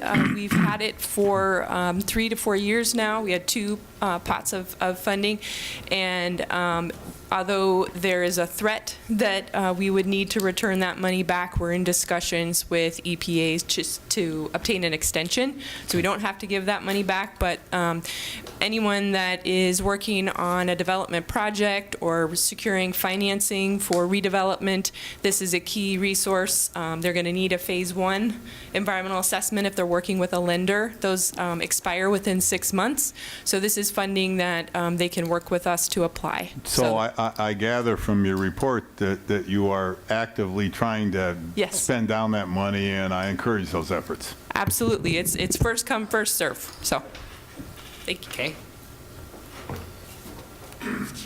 All righty, and priority-based budgeting? Do we need to talk about that? Only if you want to. Okay. Priority read. Okay, we'll go ahead then with first readings. Ordinance Bill Number 1218, an ordinance relating to penalties for smoking and for offenses in parks, amending SRC 45.990 and 94.990. Councilor McCoy? I move staff recommendation. Can I ask a question about this? Sure. Okay. Yes, you can, Mr. Mayor. Do we allow the park ranger to ticket people for violating these? Not yet. This will let it happen. Okay, that's what I want to check on. No, he can't. He can't. Good evening, He can't fight. Mayor and City Councilors. My name is Brady Rogers. I'm your Neighborhood Enhancement Division Administrator. The park ranger has been sworn in. In theory, he can issue citations now. There's some pieces to the puzzle to complete it that we're filling in now, including the ability to access computer programs to submit police reports, that sorts of thing. With this ordinance, he'll be able to fairly administrate the dogs off leash, smoking, and parking violations that are going on in the parks at this time. So he will be after this one, he can issue tickets. He can do it. We'll do some flips and twists, but we can do it. Okay. Councilor Anderson.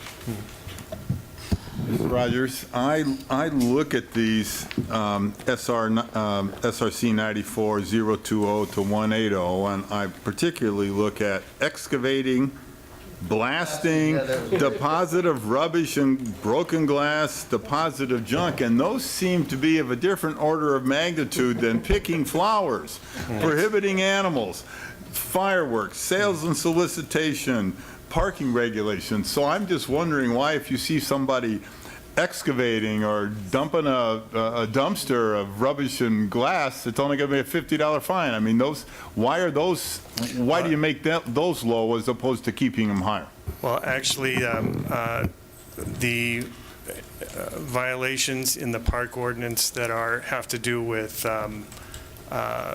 possibly homeless camps, homeless activities, or our misdemeanors we've taken those out of the oath of office for the park ranger. So what's left are the things that probably need to be enforced in parks that nobody has really ever done. And that's what we've assigned to them. Not a lot of excavating going on in public parklands. There's just the one guy with the metal detector. Okay. Yeah.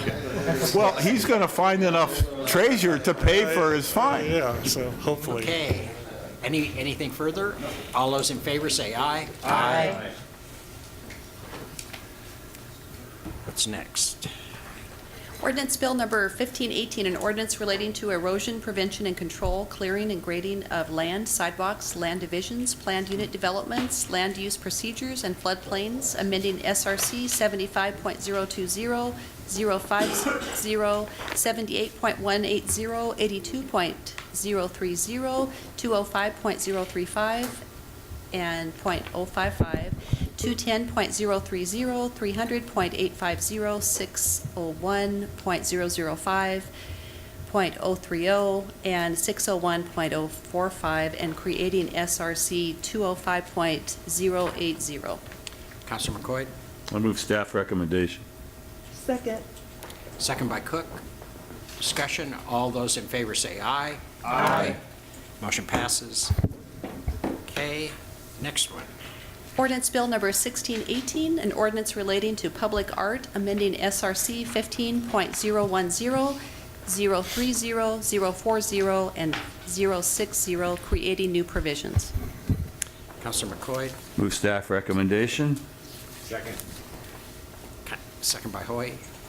Yes, Counselor Kaiser. I don't know if it was the time of night that I read this, but I did not understand what this is proposing, so I would appreciate a little bit of an explanation or clarification, because I'm sure I misunderstood what was being proposed.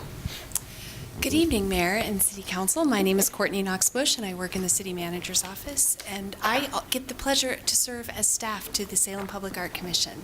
And one of the things that we've discovered as we've been putting the SRC 15 in action, which is the Public Art Fund, as well as how art is acquired and deaccessioned, we've noticed that there's a slight conflict with bond covenants for public improvement projects.